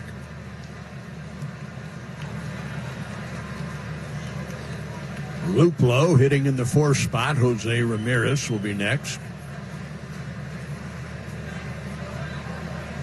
Kevin McCarthy leaning in, getting the sign from Maldonado, and throws a fastball in tight. Ball 2, 2-1.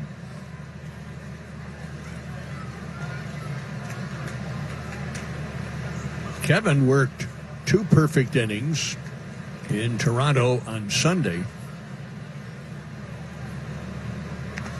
And on the hands and fouled off, and the count is even at 2 balls, 2 strikes. For Kevin McCarthy, last Sunday marked his 4th career perfect appearance of 2 innings or more, and his 2nd this year. He also accomplished that back on the 31st of May. 2 balls, 2 strikes. Again, same pitch, same spot, same result. Pitch in on the hands is rolled foul back of the plate. So McCarthy keeping Jordan Luplow pretty well tied up.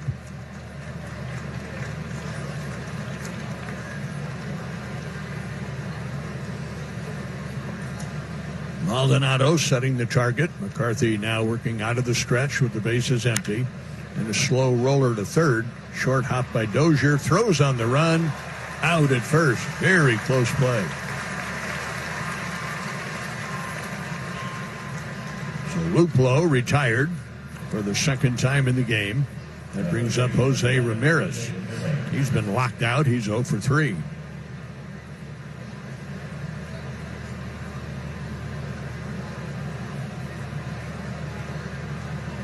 So McCarthy has faced 2, retired 2.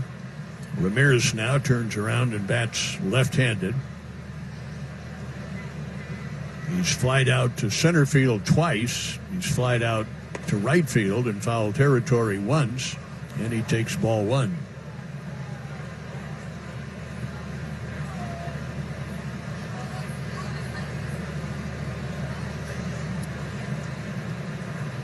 Jose Ramirez gets a pitch a little bit too high. It's 2-0.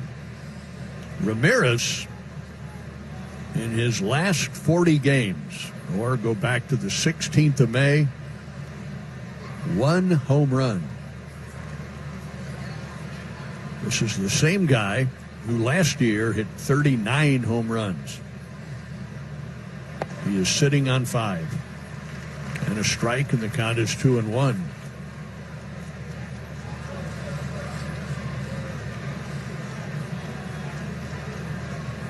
Two to nothing Cleveland. They got 1 in the 3rd, 1 in the 4th. Pitch from McCarthy is inside, ball 3, 3-1. In the 3rd inning, Roberto Perez tripled and scored on a wild pitch. In the 4th inning, with 1 out, Carlos Santana got a breaking ball and pulled it into the seats, or into the bullpen, I should say, down the left field line. High, towering pop-up. Dozier in foul ground, coming down toward home plate, makes the catch. That's a much easier play for Dozier than it would have been for Maldonado, and Dozier did the right thing by running Maldonado off the play. So for McCarthy, 2 up, 2 down, and he'll deal now with Jason Kipnis. Kipnis tonight 0 for 3. He's grounded out, struck out, and flied out.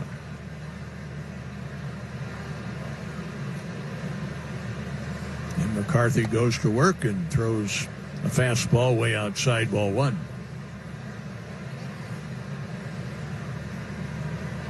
You can just see it in the body language. Kevin McCarthy pitching with much more confidence than he was, say, 3 weeks ago. Strike on the outside corner. 1 ball, 1 strike. Body language, rhythm and tempo. 1 ball, 1 strike to the left-handed hitting Kipnis. And low and inside. 2 balls, 1 strike. Homer Bailey tomorrow afternoon against Zach Plesac. Final game of the series. Tomorrow's match begins at 12:15. 2-1 to Kipnis. And McCarthy's next pitch. And it is high. Kipnis started to go and was able to check in time.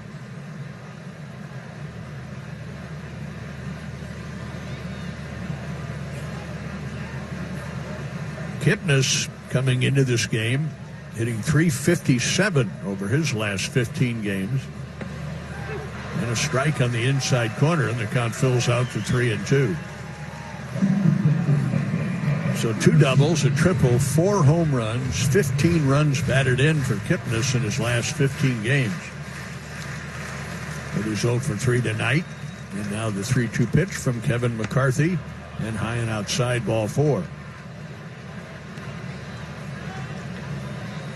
So the Indians have a runner at first, 2 out. And up comes Roberto Perez. Perez walked his last time up. I mentioned his triple and run scored in the 3rd inning. The second at bat, inning number 5, he popped out to Nicky Lopez.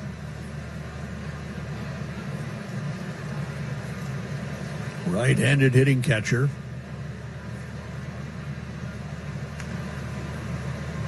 2-0 Cleveland. Indians batting top of the 8th. McCarthy's pitch. Over but low, ball 1.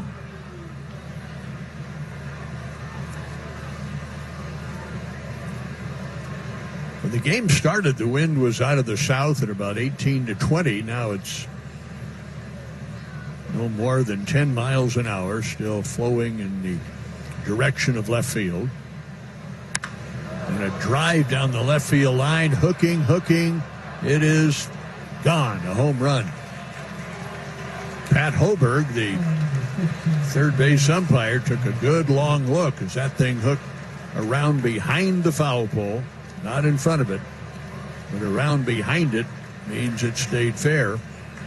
So the Indians have doubled their advantage.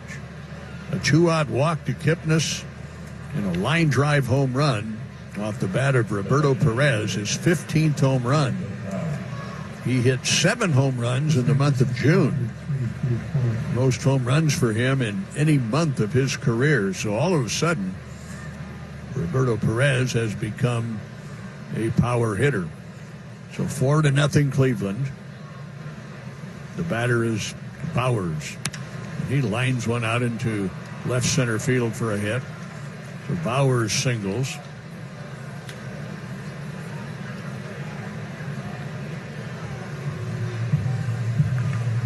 And now Ned Yost is going to make a pitching move. Boy, the walks kill you, whether they're leadoff, doesn't matter.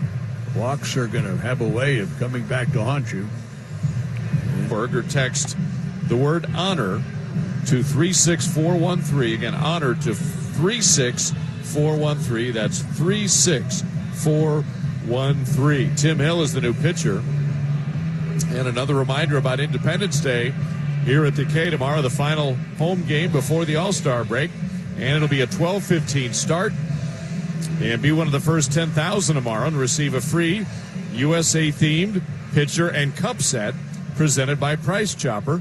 So be here tomorrow and get that great takeaway, something you'll be able to use all summer long and summers into the future, Denny.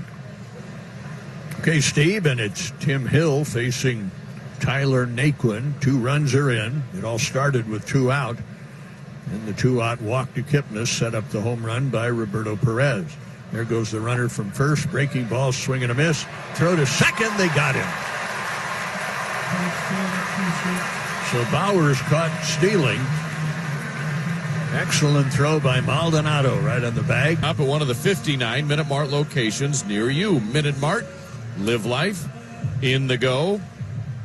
Martin Maldonado will lead things off in the 8th here. Denny, we can check out what's going on in other games. You won't believe the score of a minor league game down in the Dominican Republic and the Dominican Summer League. They broke some records tonight. High or low? Higher than even the games in Great Britain over the weekend. Oh, boy. Must have been quite a spectacle. Mm-hmm. So Maldonado facing Nick Goody, who breezed through the Royals in the 7th inning. 1-2-3 with 2 strikeouts. Maldonado chops one wide of third. Foul ball, strike one. Maldonado struck out in the 2nd inning and grounded out to second base in the 5th.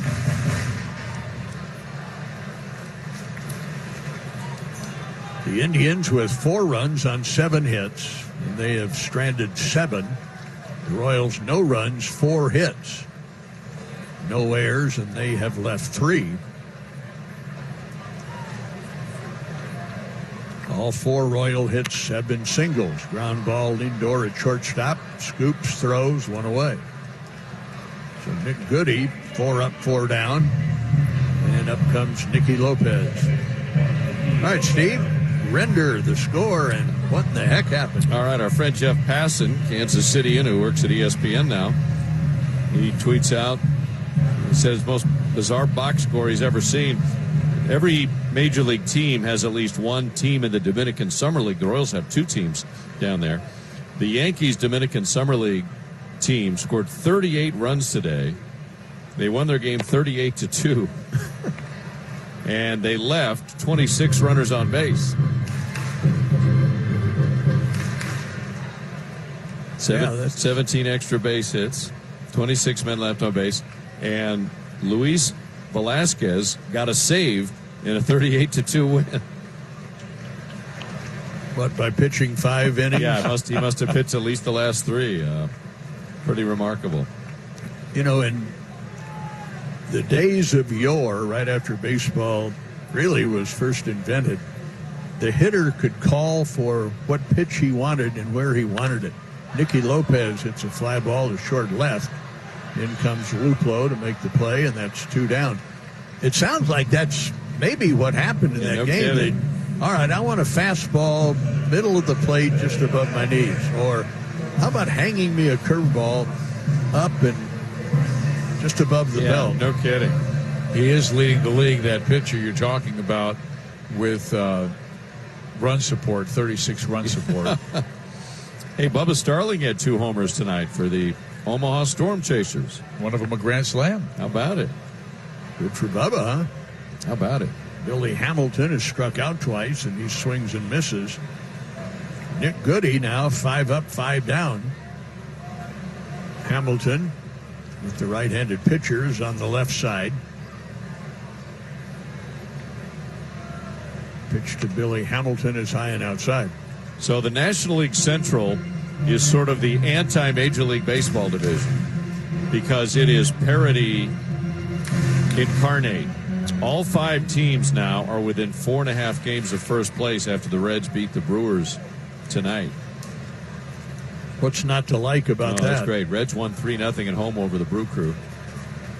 Ball 2 to Hamilton, 2-1. Sonny Gray, who's now 5-5 with a 3.59 ERA, went 8 scoreless tonight with 12 strikeouts to get the win for Cincinnati. Yasiel Puig home for the 19th time. 2-1 to Hamilton. Line shot, but right at Kipnis. So tough hitting luck for Hamilton there. And Nick Goody, 4-0 Cleveland as we go to the 9th inning. And Peralta comes into pitch. That was quite an outing for Tim Hill. Hill took over from McCarthy, threw 1 pitch, and Jake Bowers was caught stealing at second base.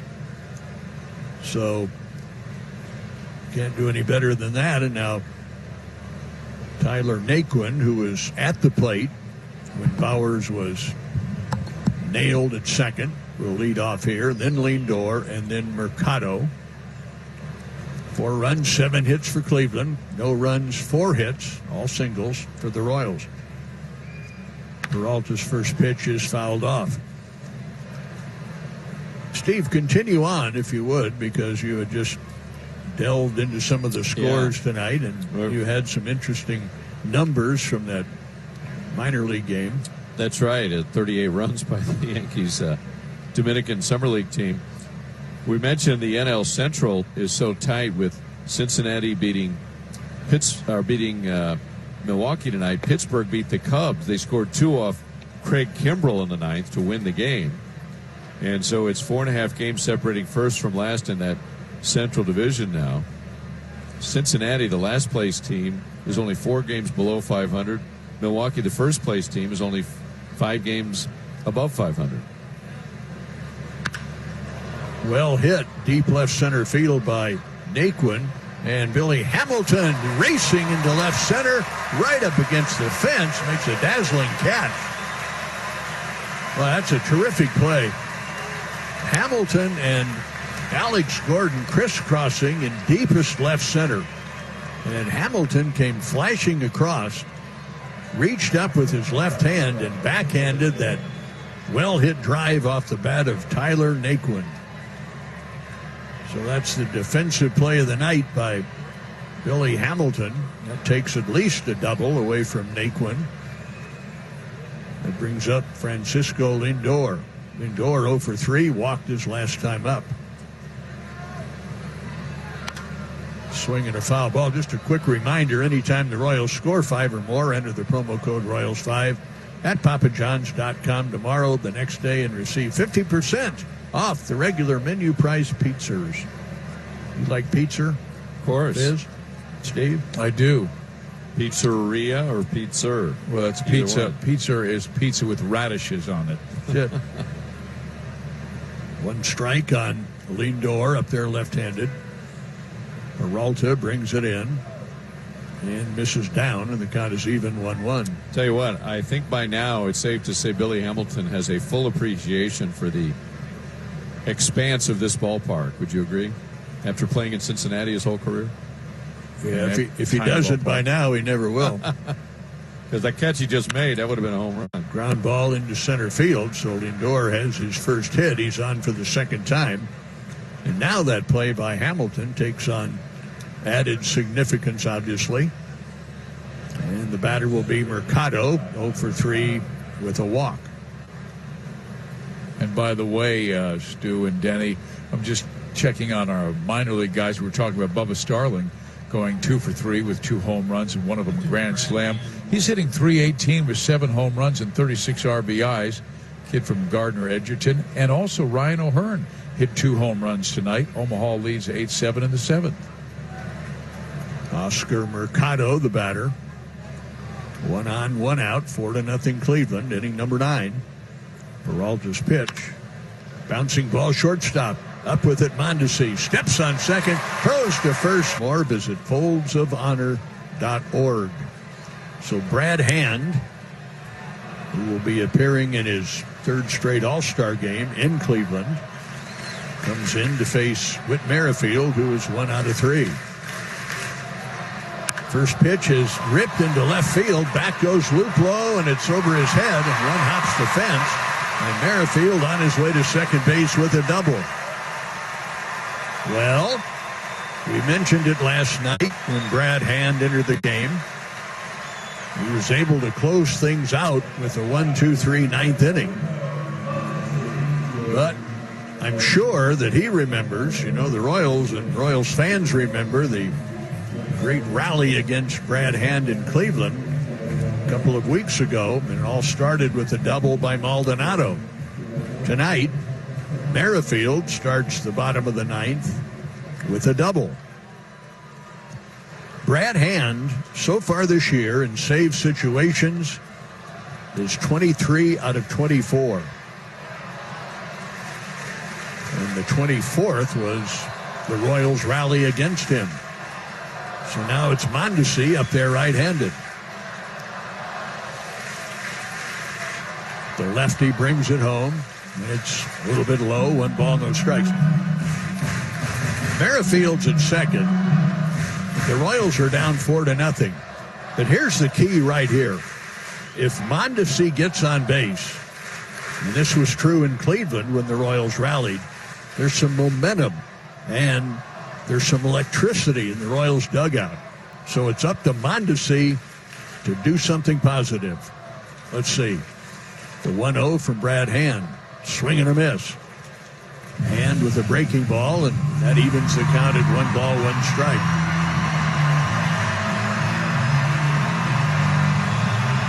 Mondesi so far tonight twice has grounded out to the pitcher, and his last time up went down swinging. But this is plate appearance number 4. Merrifield at second, 4-0 Cleveland. In comes the pitch. Swung on and missed, and Hand pulled the string a little bit. Mondesi out ahead of it, and now the count is 1 ball, 2 strikes. Alex Gordon will follow. Alex with 2 of the 4 Royal singles in the game. So now Mondesi will have to protect the strike zone. With Merrifield, good lead at second. Hand takes a peek back that way. And now the 1-2 pitch.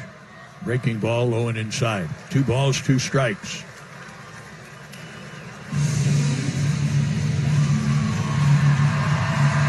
Just to give you some idea of how effective Brad Hand has been in the last few years.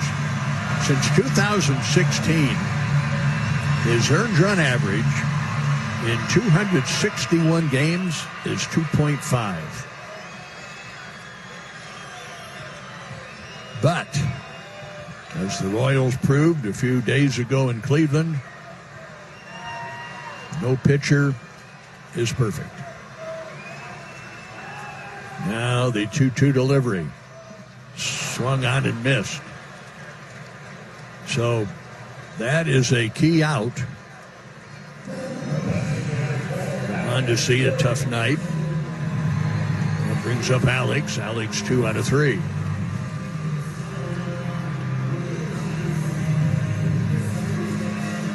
So that stems the momentum a little bit, but the Royals still with 2 outs to go.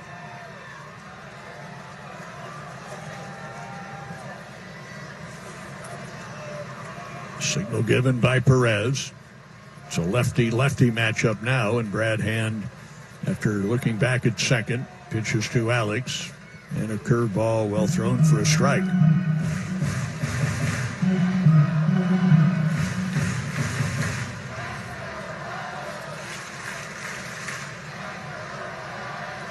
No balls, 1 strike. Brad Hand is 29 years old, 6'3", 220. And the lefty's pitch now, time called, just as Hand was ready to throw. Brad was born in Minneapolis. Makes his off-season home in Jupiter, Florida. He's been a pro since 2008. Got to the big leagues for the first time in 2011. 0-1 to Alex Gordon. 4-0 Cleveland. 9th inning. Runner at second, 1 out. And the pitch high and away. 1 ball, 1 strike on Alex. Hunter Dozier will be next.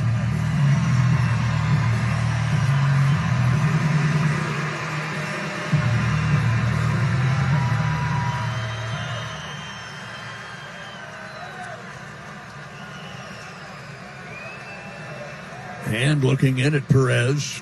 Perez with the runner at second, going through a series of signs. And in comes the 1-1 pitch to Alex Gordon. And a fastball is high. And ball 2, 2-1. Since the start of the 2018 season, left-handed hitters against Brad Hand are hitting a combined 165. So to say that he's tough on lefties would be a bit of an understatement. 2 balls, 1 strike. And the left-hander deals, and Alex started to go and checked in time. Ball 3, 3-1. Hunter Dozier would be next, and then Soler.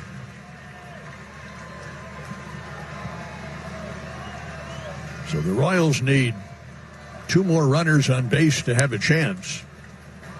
If Gordon and Dozier would reach, then Soler would come up and represent the tying run. Wouldn't that be interesting? So a big pitch to Alex Gordon, 3-1, and a high pop foul will get out of play on the third base side, and now a full count.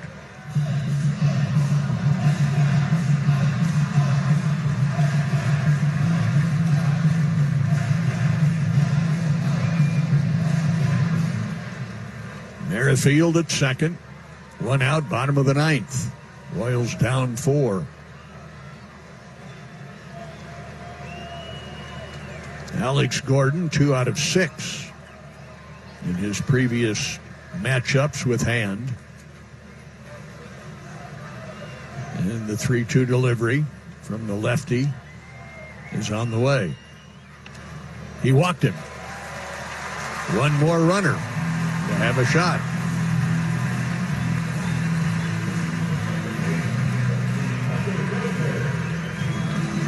Now it's Hunter Dozier.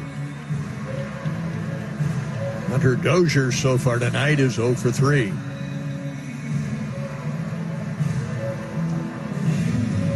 Hunter Dozier hit the home run off Brad Hand in Cleveland. And Hunter Dozier is 3 out of 4 against this pitcher. 1 double, 1 home run. He has struck out once. Dozier has driven in 6 runs against Brad Hand in 4 official at-bats.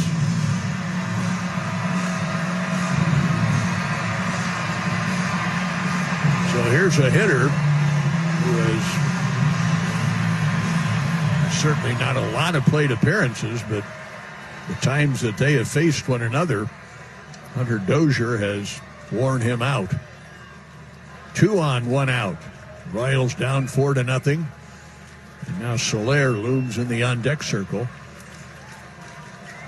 So now Dozier becomes the key hitter in the inning. Had a notion, didn't swing. The pitch outside, ball 1.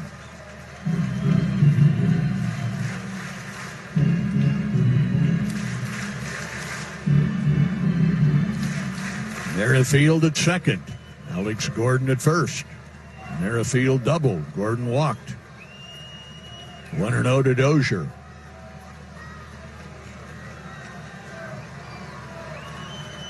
Brad Hand at the belt. And pitches. And a strike. Dozier checked his swing, but that pitch was in the zone. And the count is even. Let's pause for identification on the Royals Baseball Network. The all-new 435 Podcast Network, now up at 610sports.com. KCSP Kansas City, WDAF HD2 Kansas City, a radio.com sports station. Royals making a push here in the bottom of the 9th. 2 on, 1 away, down by 4. Pitch to Dozier, and a chopper toward second. And he's able to make the catch. Kipnis on the fly, so the runner's able to hold. Well, that was an odd swing and an odd trajectory off the bat. But Kipnis was in good position to grab that before it hit the ground, and so Hunter Dozier was kind of a check swing, a half swing, and Kipnis standing right there, and now the best that Soler can do is pull the Royals to within 1 run.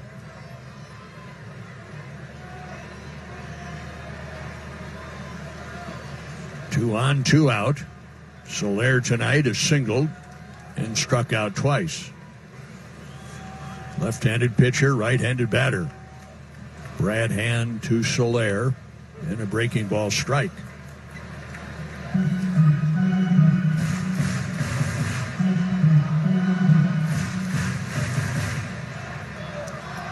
Nothing in 1 the count. Chesler Cuthbert has moved into the on-deck circle. He will hit for Duda if it goes that far. 0-1 on right-handed hitting Jorge Soler. Brad Hand's pitch. Breaking ball low. And the count evens out at 1-1.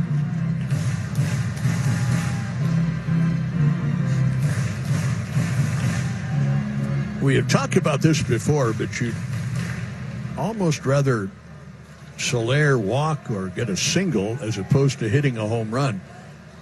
Baseball people will tell you, when you're trying to make a comeback, a home run in a situation like this is kind of a rally killer. I mean, you take it, obviously, and there's a breaking ball a little bit inside. Soler able to check his swing.